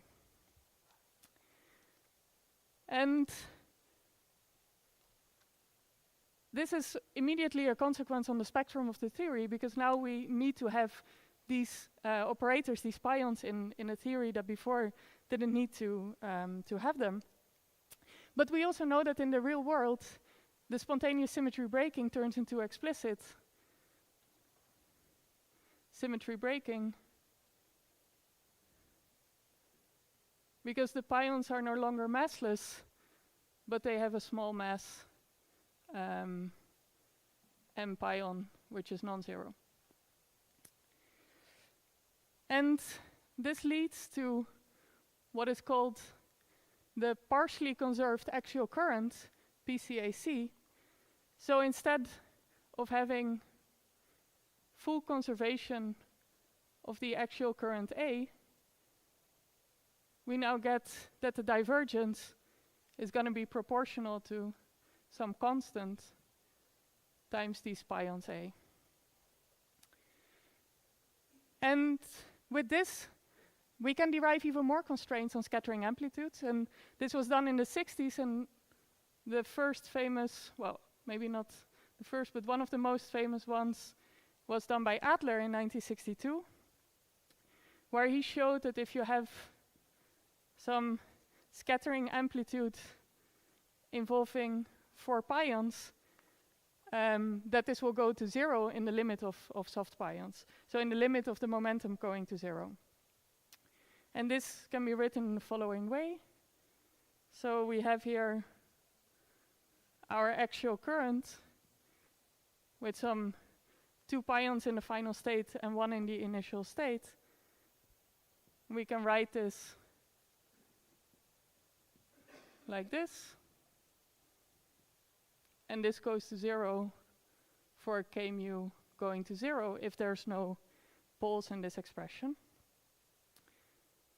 And now here we can use the fact that this axial current is partially conserved, and we can write this as proportional to some pion with momentum k,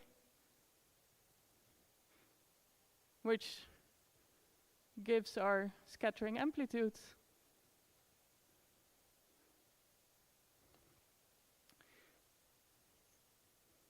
And this leads to this amplitude going to 0 for k going to 0. And later on, this was generalized by Weinberg in '66 for the case of multiple pions.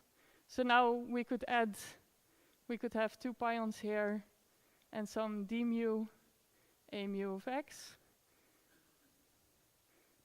d nu a nu of x1 and x2 with some pion. And this then gives something that is non-zero, has a non-zero right-hand side, but is significantly easier to compute than the full amplitude in the case of soft pions. So these are the famous soft theorems for pions. And these can be derived also for other particles like gluons, photons, phonons, whatever you want. And as we will see now, why I wanted to make this slightly maybe unconventional step towards particle physics in the 60s is that in the case of conformal defects, we will derive identities and constraints that look a lot like these soft theorems that were already developed so many years ago. So let me now go to the case of conformal defects.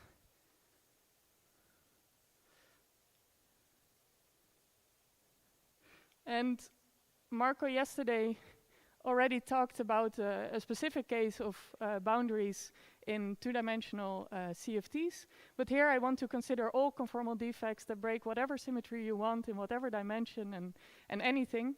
So let me keep it very general and take a defect that breaks the conformal group in d dimensions to a conformal group in p dimensions, with p the dimension of the defect.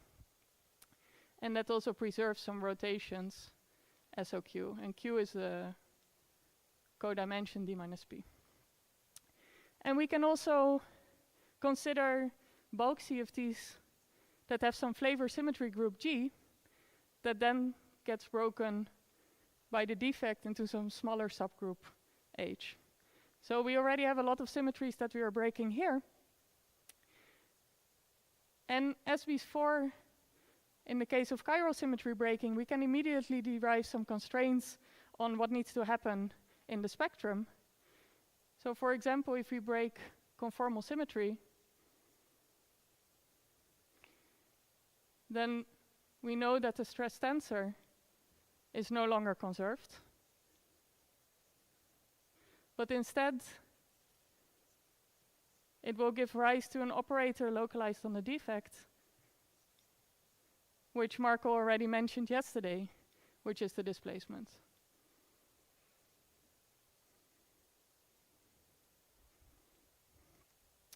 Now, if we break the flavor symmetry, then we can write down an analogous word identity. So now we're breaking the symmetry current J.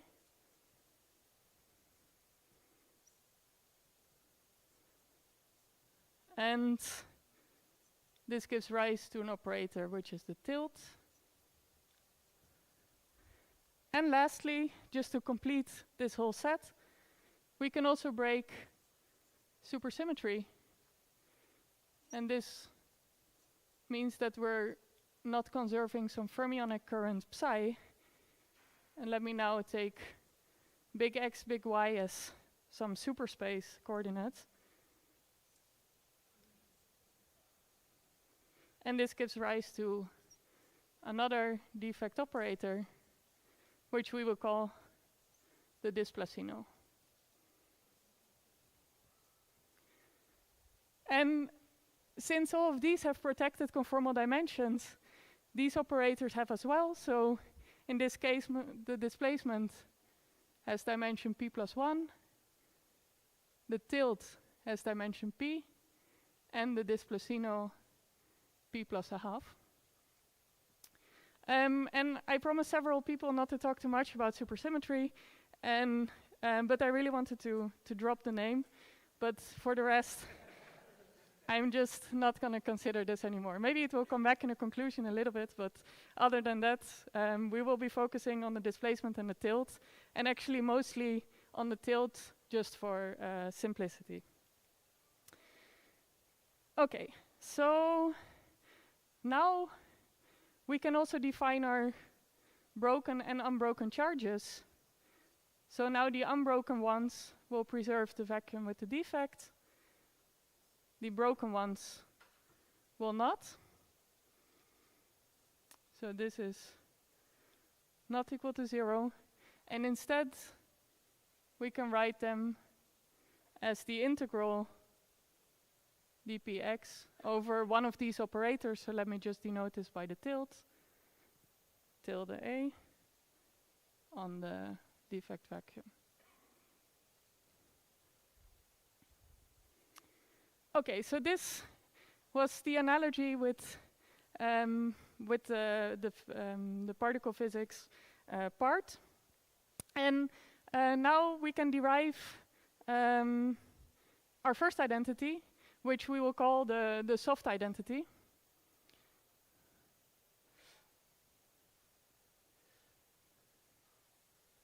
Sorry, what is yes. What do you mean by vacuum D, 0D? That symbol that your yes. charges are acting on? So in this case, it would be a theory in the presence of the defect. Well, let me begin the question. What Hilbert space does it live in?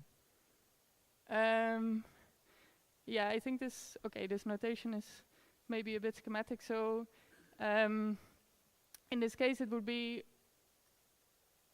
if you take it close in, like,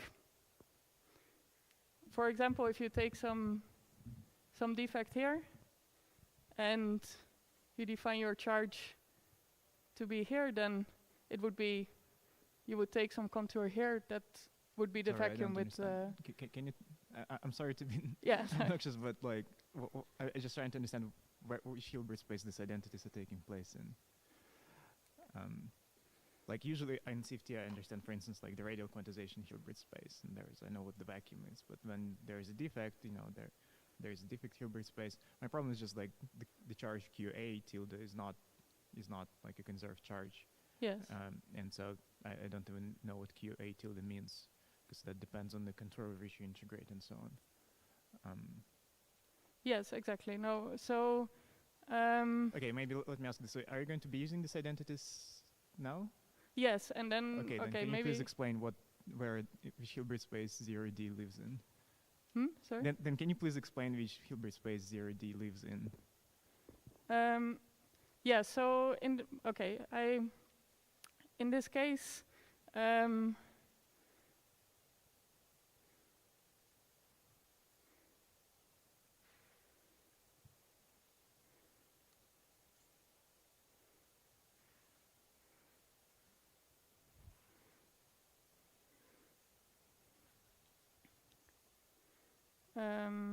sorry, let me think through.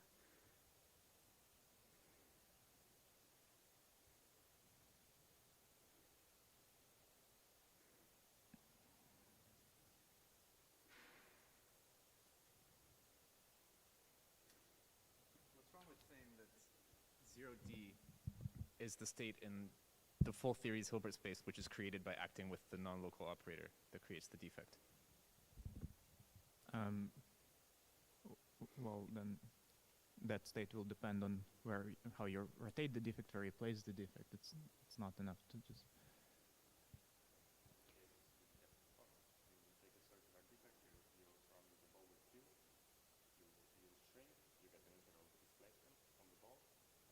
No, I mean, if that's what it is, then fine. I just want to understand what it is. Yes, yeah, so indeed, it's... if you take the OP of... if you take the OP close, if you act close to the defect and you take the contour that includes the defect, in that case, then you get this... I'm just having trouble understanding what 0D is. Like, for instance, if there is an operator state correspondence for this Hilbert space, what operator this corresponds to? If you're not going to use these identities, then I'm happy. But if you're going to use them, I just don't understand what they mean.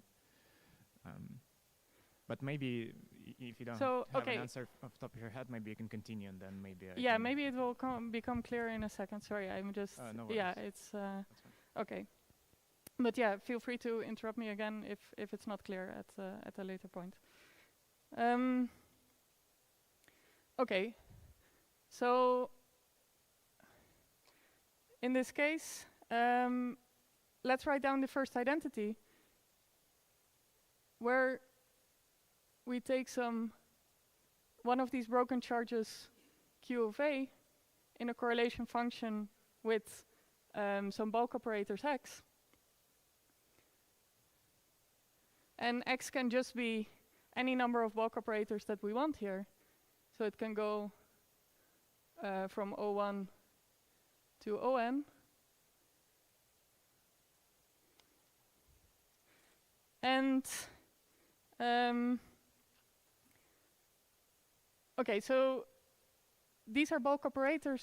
Okay, maybe let me draw some picture. If we have some defect here, these are the X live around here. And we can now act with one of these broken charges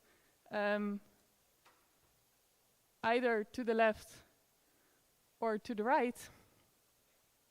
And if we act on it to the left, then we pick up one of these, one of the contact terms with the defect.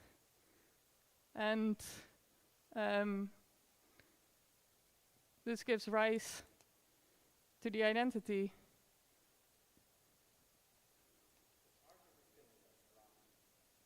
Yes, exactly. So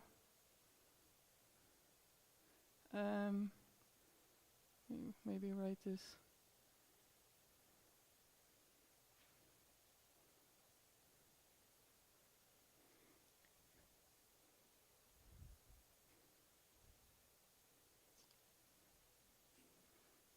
And if we act on the other side, we will also pick up the variation or the variation of these bulk operators under this broken charge. So here this needs to be a tilde.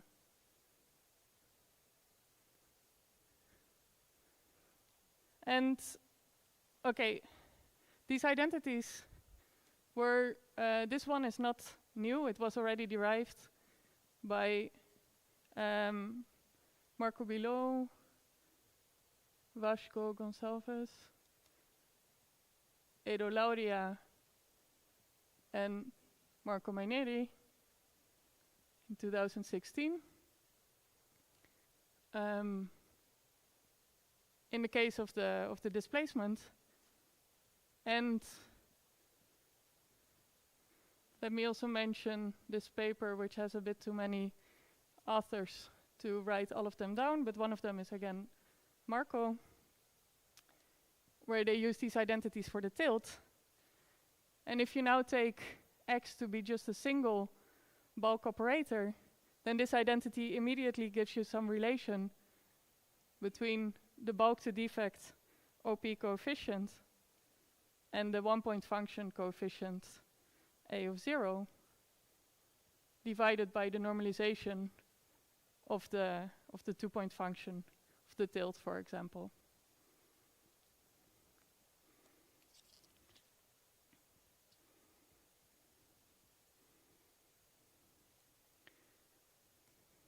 And now all of these pieces are DCFT data that we could constrain and that we want to find the consequences of this symmetry breaking.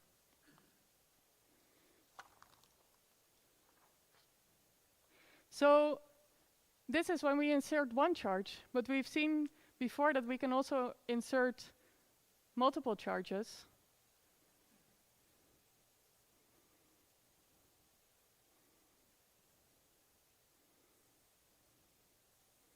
And this will lead to a double soft identity, where now we take,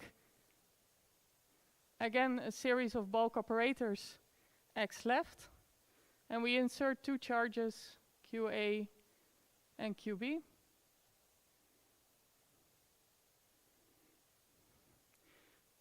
And this then gives us, with the commutation relations that we wrote before, some right-hand side.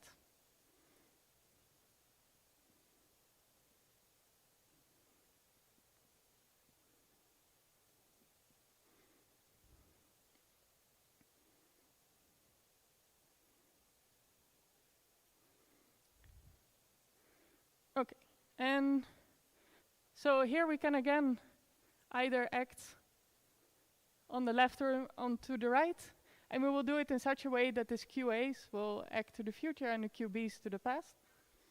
So if we take our defect, we can define our QAs on some plane. We have some bulk operators outside of the defect. And we can either take the contour like this, or we take the contour like this, and the other one we take it like this.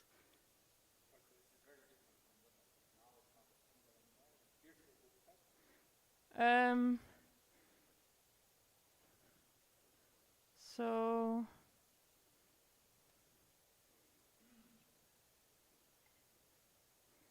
sorry, let me see.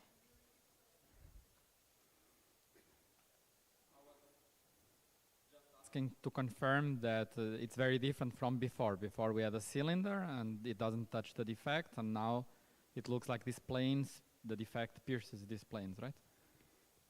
I just want to confirm that this is the true. Yeah, so it should be on some plane which is normal to the defect itself.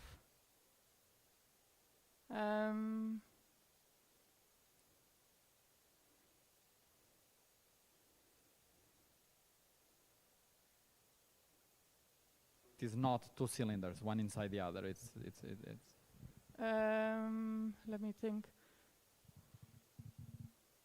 I think if you write the answer will probably figure out the configuration of the topological surface operators. Yes. So, okay, the identity that we get here, we get now two integrals for both of the charges, x and x prime. If we pick up the two contact terms,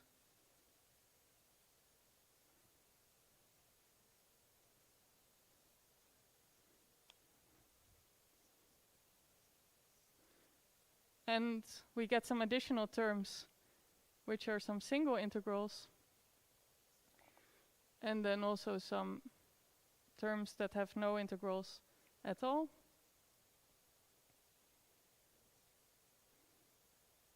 When we just act on the bulk operators. And then some right-hand side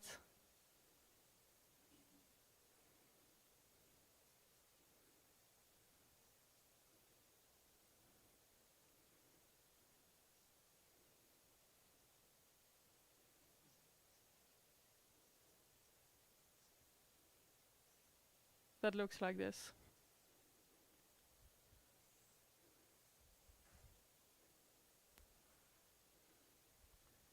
Which then gives us our second identity. What is the integration region in this double integral for x yes, and x prime? sorry, indeed. So if we insert these charges at some time t, then these would go from,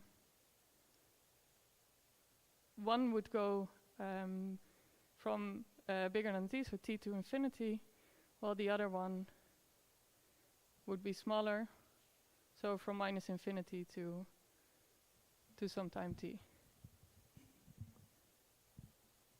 And is there a log divergence from when they meet, say on the line defect? Sorry? So is there a log divergence when they meet on the line defect? Exactly. So we'll see that if you now, this is a very general form, but if you will specify to certain defects and the line defects, which I will do in a minute, then you will get some log terms. You will get some log terms in this integral, but there's no divergence in this case unless you take these two very close together, and only in specific cases. But I will, I will come to that in a second. Thanks. Okay. So then since it's integrated on part of the line, it looks like the configuration was indeed the one you drew, right, in which you cross the defect. So then I wanted to ask, so naively, I guess you checked it. So is that finite? So because you have a boundary P of the current, which contains at least a tilt. Yes, yeah. And that naively would have a 1/, distance divergence, I guess? Yes, yeah. Which, so since you're drawing the defect continuous and all the way to the defect, it means that it drops out. It doesn't contribute. Yeah. And there cannot be any lighter operator. Exactly. either. So we will assume that, okay, we will,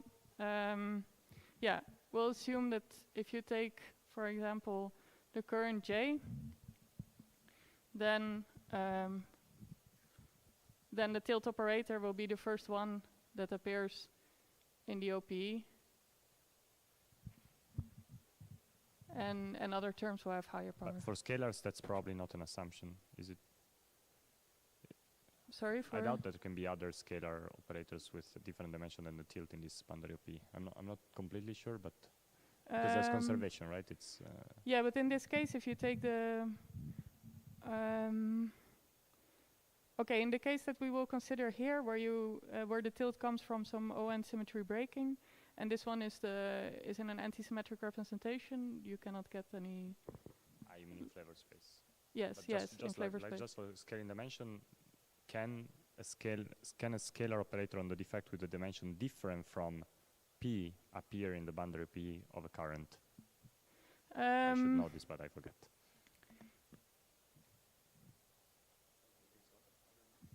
For the displacement, for instance, the answer is no. For the displacement, yeah. Yeah, for the tilt, I think, okay, I guess we take it as an assumption, and I guess I haven't seen any example where it's not the case, but yeah, so it's an assumption, but a very mild one, I would say. Hmm? Yes. Yes, yeah. But that's, yeah, the scaling dimension of the tilt.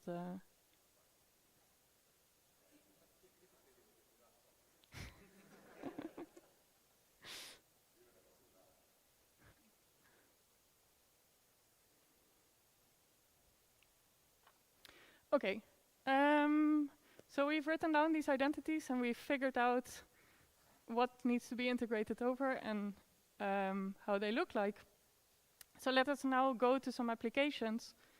And for the applications, I want to focus on line defects because 1D is always easier. And I also want to focus on a specific case of flavor symmetry breaking, which will be from ON to ON minus 1. And in the case for a line defect, this is actually quite natural symmetry breaking pattern. For example, if we would create a line defect by integrating over some field phi I, so we would take the integral over this field. You would pick out one component, and this is the symmetry breaking pattern that you would get. And now the first thing I want to focus on is 4-point functions on the defect. And in particular, 4-point functions of the tilt and of the displacement. And the relations that we get are not new. So in the case of, okay, not the tilt but marginal operators, already Connor wrote down some identities in 2017. And there's also a paper by Fridan and Koneshi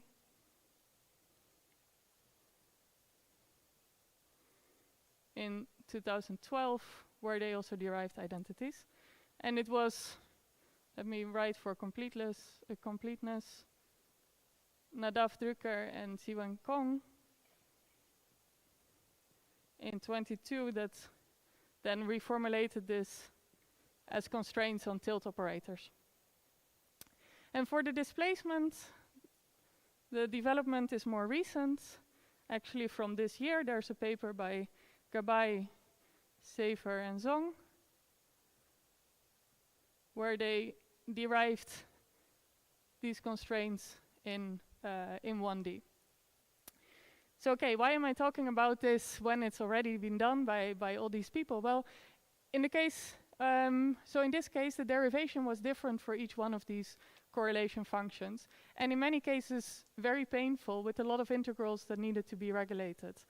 While in our case, we can use these two identities that we just wrote down to immediately derive constraints on all of these correlation functions. We don't need to make a huge difference between the tilt and the displacement, and it's also a lot easier to go to higher dimensions without having to regulate all these integrals, because most of the integrals that we will see here are regular given some assumptions.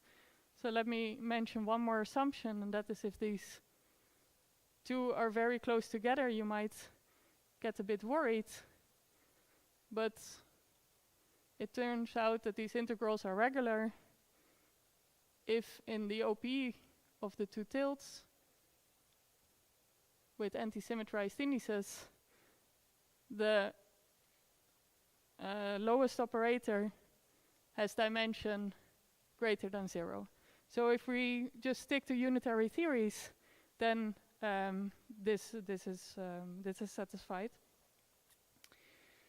And okay, before writing down the identities, no, I think, yeah, this is fine. We can immediately go thing. So let us first look at the soft identity. And we want to start with one of the charges Q, and we will take 3 bulk operators, which are the 3 symmetry currents. And as I wrote down, we assume that the currents have the tilt as the first operator in their OP. And we can now say that this leads, with our first identity, to a correlation function of this form.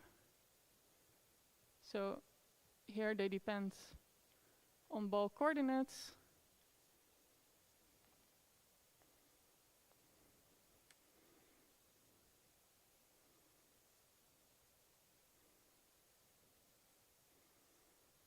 And it has some right-hand side, A, B, M.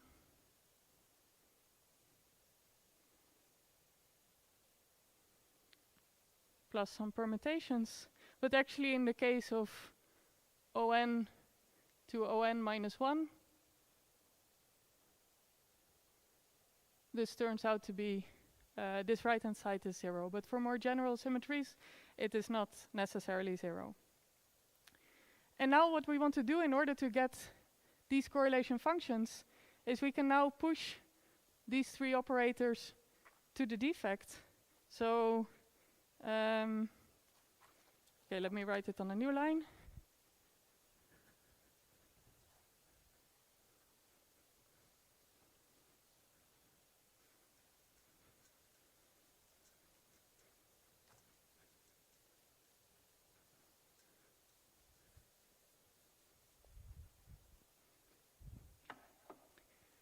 So we can take the limit in which all of the bulk coordinates goes to 0, so y1, 2, 3 all going to 0. And we find our identity on the 4-point function of tilt operators.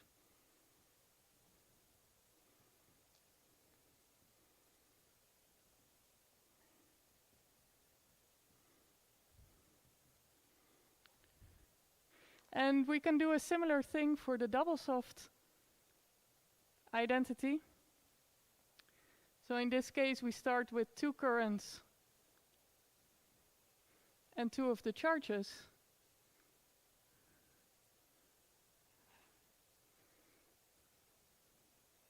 And we find that we get this double integral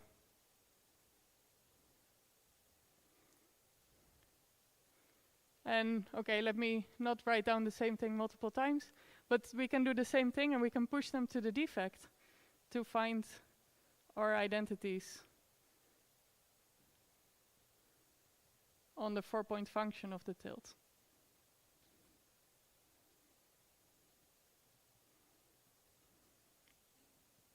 And now the right-hand side will be proportional to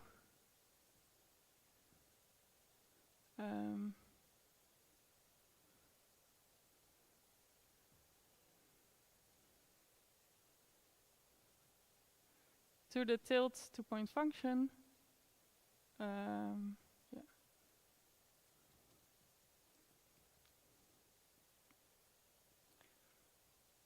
So this is going to be proportional to CT, the piece of defect CFT data that we already identified before.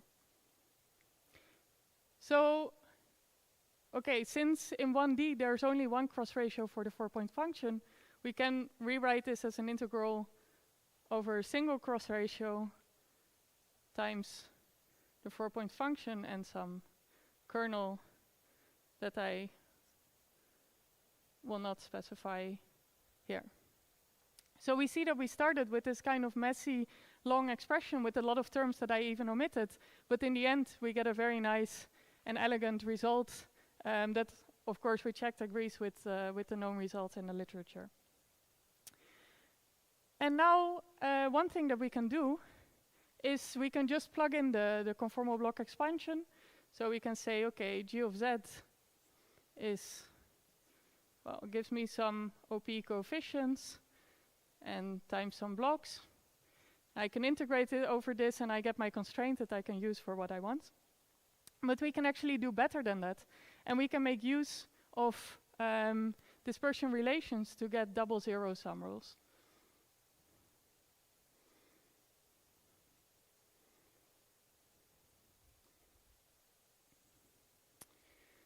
So instead of taking this, we want to replace this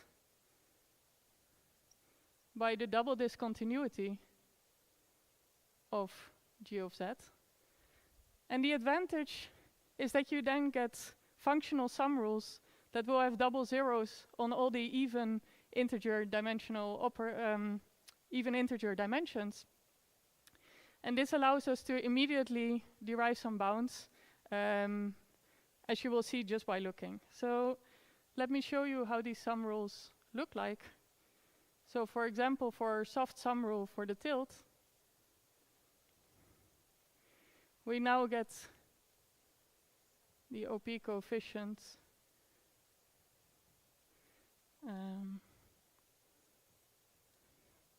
times some functional of the dimension delta equals 0. And here, because we're looking at ON symmetry breaking, we get 3 contributions from the singlet channel, the symmetric traceless, and the anti-symmetric channel. And let me now draw some plot.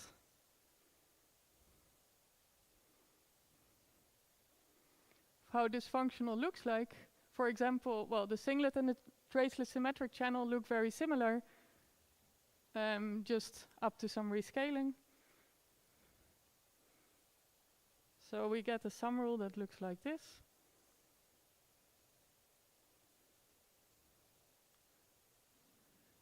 Sorry, Philine, can I ask a question? Yes. Yeah, I missed how you replace it by the disk. So g of z is integrated in the formula above. So are you applying dispersion relations and then changing the order of the integration? Exactly. So you can replace g of z by some integral over d omega times some kernel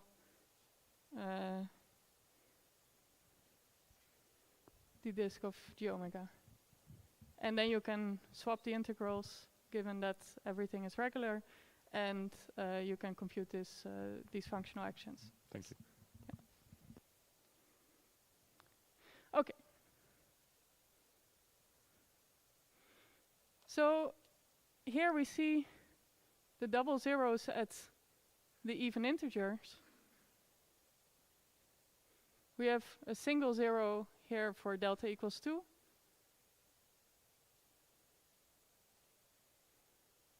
And we have a pole at delta equals 1. And, okay, let me erase these.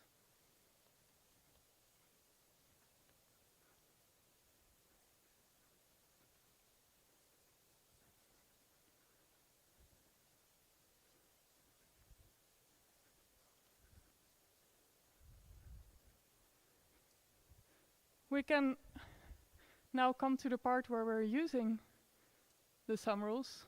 So usage. And the first one is to get rigorous bounds.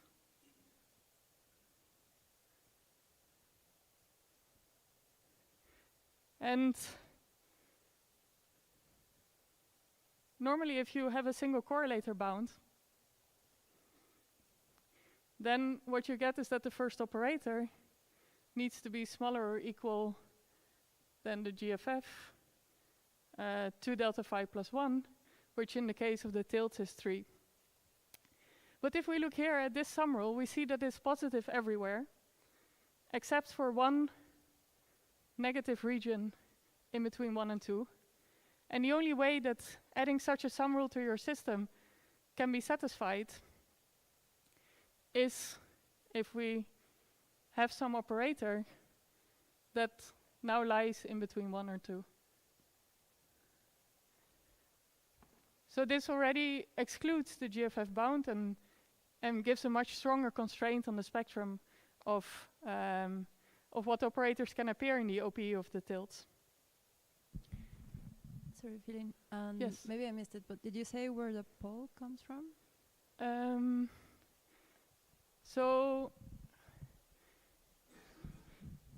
yeah, the pole comes if you're integrating. Let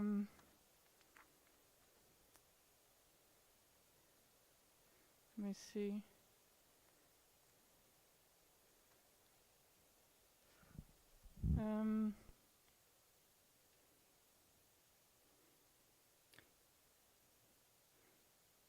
Yeah, if I have to think, but if you're integrating this, I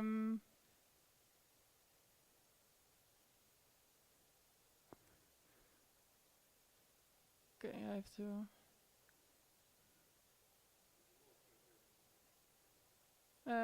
Yeah, exactly. So there's going to be some. Yeah, if you integrate this for all different positions of t, and if you take it close together, there's going to be some 1 over. Some divergence that happens when the operator of the OP is exactly the dimension of the tilt. So that's why it's at dimension 1.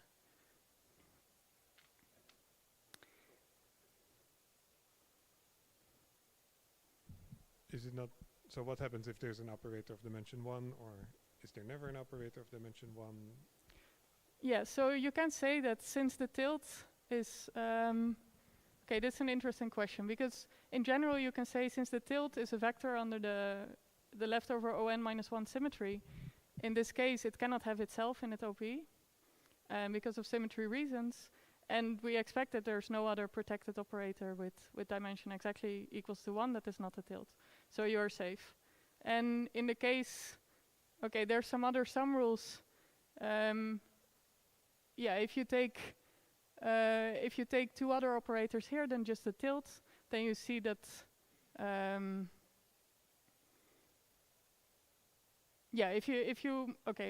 this is maybe a bit ahead, but there's other sum rules where you could have the tilt in the OP, and you see that the pole gets shifted slightly away from 1.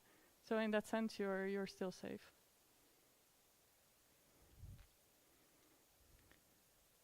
So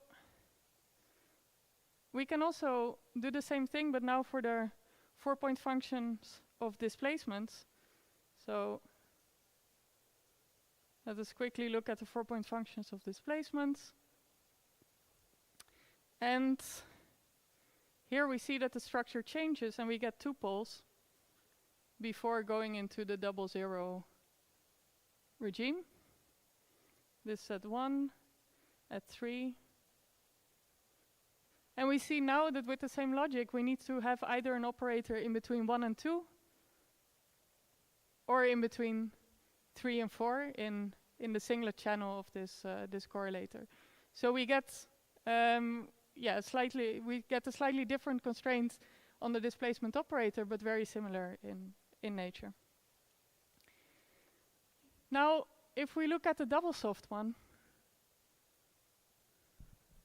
So, I don't know, just to make contact with some known theories. Have you checked like what happens, for example, in the epsilon expansion for the Wilson-Fisher fixed point?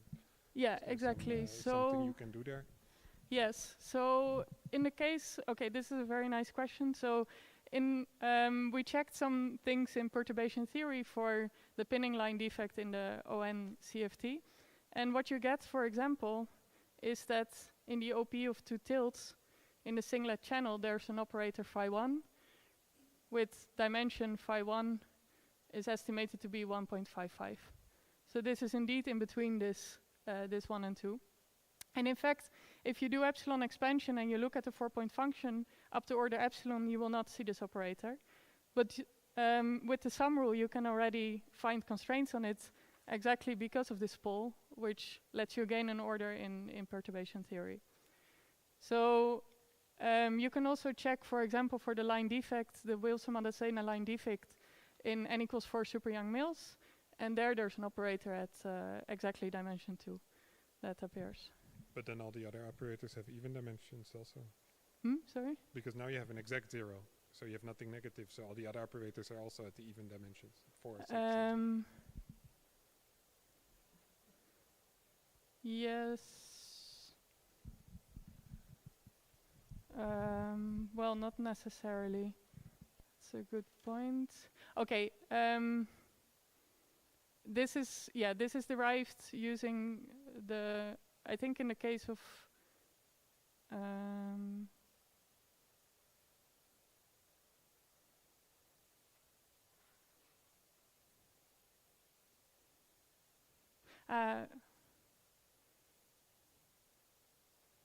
yeah, but okay, this you don't expect to have operators at exact.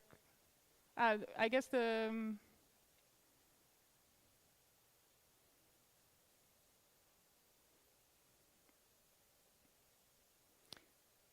Yeah, you have an operator at dimension 4 at least.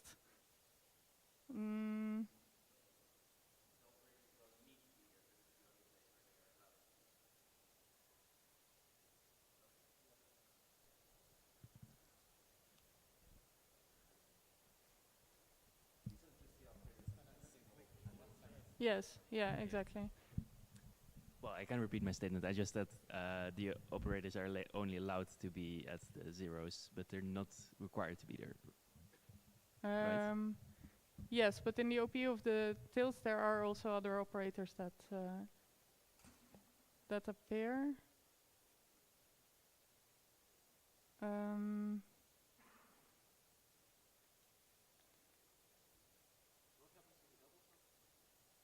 Yes, yeah, okay, so for the case of n equals 4, I don't remember exactly what the, I'm sorry, but yeah.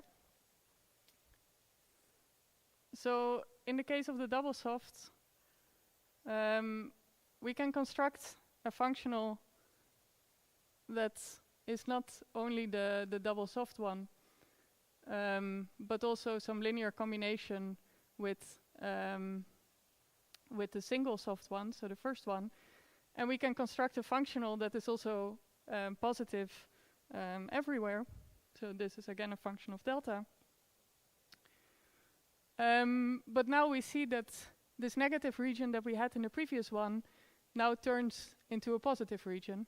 So if we want to use this to find a bound on CT, which appears on the right-hand side of this double soft integral, we see that we find the rather boring bound that CT needs to be greater or equal than 0. And now the idea is that you can find stronger bounds on CT and also on OP coefficients if you start to play around with these sum rules and other functionals and you allow for small negative regions. But this requires you to know something about the spectrum, which is dependent on the theory that you want to study. Okay. So in the last 5 minutes that I have, let me quickly go through something where we now also look at what happens if we don't push all operators to the defect, but we have some operators that remain in the bulk. So, but sorry, before. Yes. I mean, you have some integrated constraint, and you're working with Miguel. Miguel likes exact functionals, but right? Can't you just? Are there not more interesting questions to ask? You have big windows here, right? An operator between 1 and 2, and you have an estimate for a particular operator 1.55. Yes. Can't you set up some multi-correlator Bootstrap, which Miguel maybe does not like to do, but still, it's worth doing. Okay, Right, the good and- news is and- Miguel likes to do this, and we're gonna do it. Okay, And great. yeah, I don't have the plots here because for this paper we wanted to really first focus on deriving these constraints. But indeed, you can add these ones, and you can also derive some rules. For example, with two other defect operators that there's not the displacement. And in particular, you can look at a system with mixed displacement and mixed tilts, which should give very nice constraints. And indeed, what I said before about playing around with these functionals, you can do it by hand and make your life difficult, or you can put it in STPB and make your life a lot easier and find constraints on this. Yes, indeed, that is, yeah. Okay, and then one particular thing to look at would, for example, be this pinning defect. Yeah, Exactly, the pinning defect, you could even go one step simpler and look at the 3D easing twist, which doesn't have flavor symmetry, but you can do it for the displacement. And yes, this was my conclusion, so this is, thank you, I saved some time, but okay, indeed, thank you very much. So, now if we want to look at the bulk, we can start with the same Q, we can start with another J, and we can start with now some arbitrary bulk operator, but let's take it to be some scalar, phi. And now, instead of pushing both these bulk operators to the defect, we only want to push this one. So this, for the soft theorem, is going to give us some constraint that looks like this.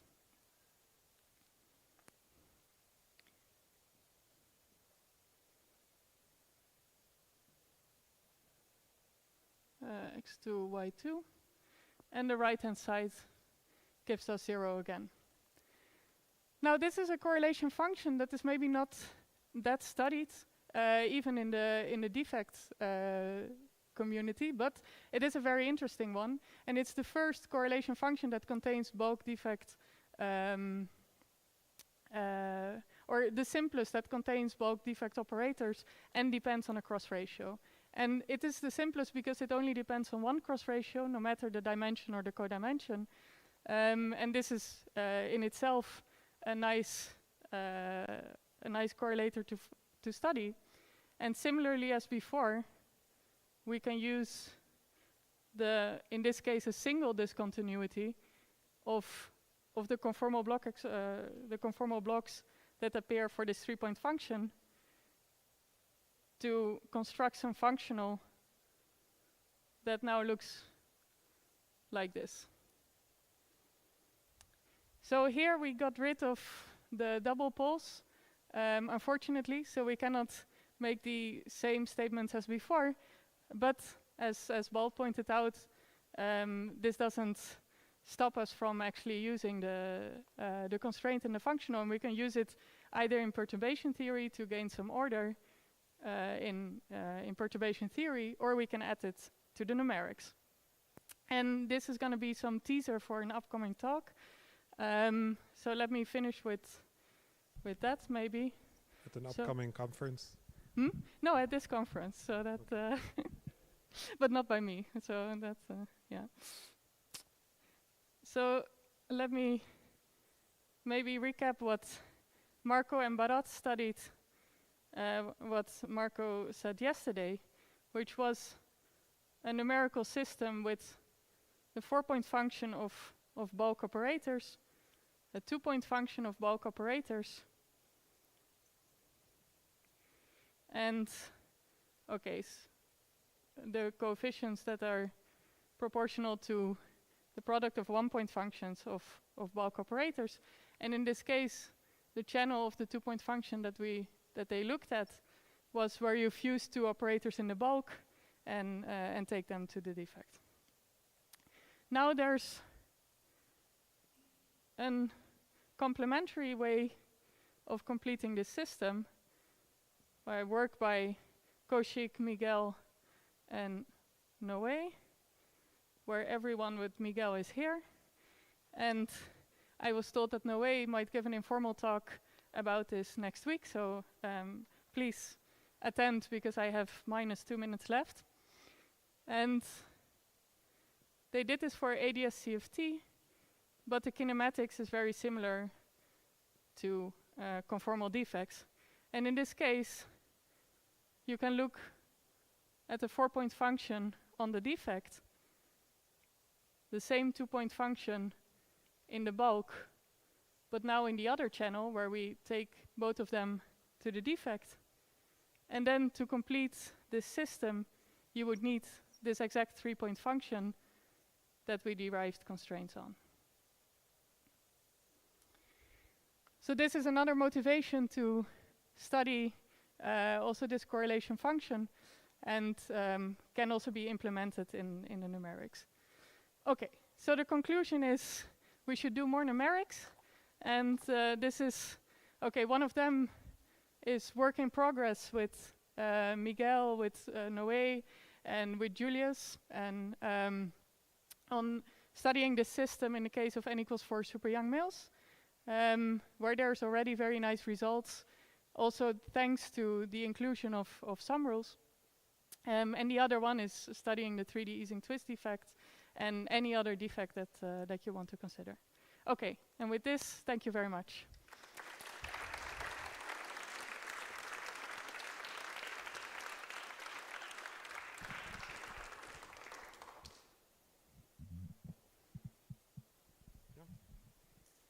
So this plot that you still have with delta naught greater or equal than 1, so this is any operator which is singlet under the remaining symmetry, and it appears in the TTOP, right? So it's, okay, it's slightly more nuanced. I didn't mention that, but this is both for the, this one would be both for the singlet and the symmetric traceless for the tilt. So you need an operator in either one of the two. So it can also be in a symmetric traceless, but the anti-symmetric channel is 0, so it needs to be in one of these two. So yes. Somehow, unless there's some accidental 0 of a P coefficient, which is a bit unlikely, this is pointing in the direction that symmetry breaking defects are all stable. Yes, exactly. Yes. Which I don't think is known. So yeah, yeah. I think this was already by Komargotsky and Cuomo. They mentioned, but okay, yeah. This.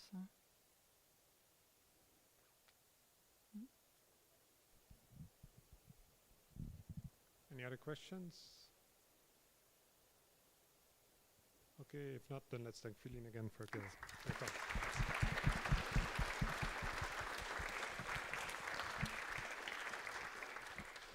So there's an informal discussion.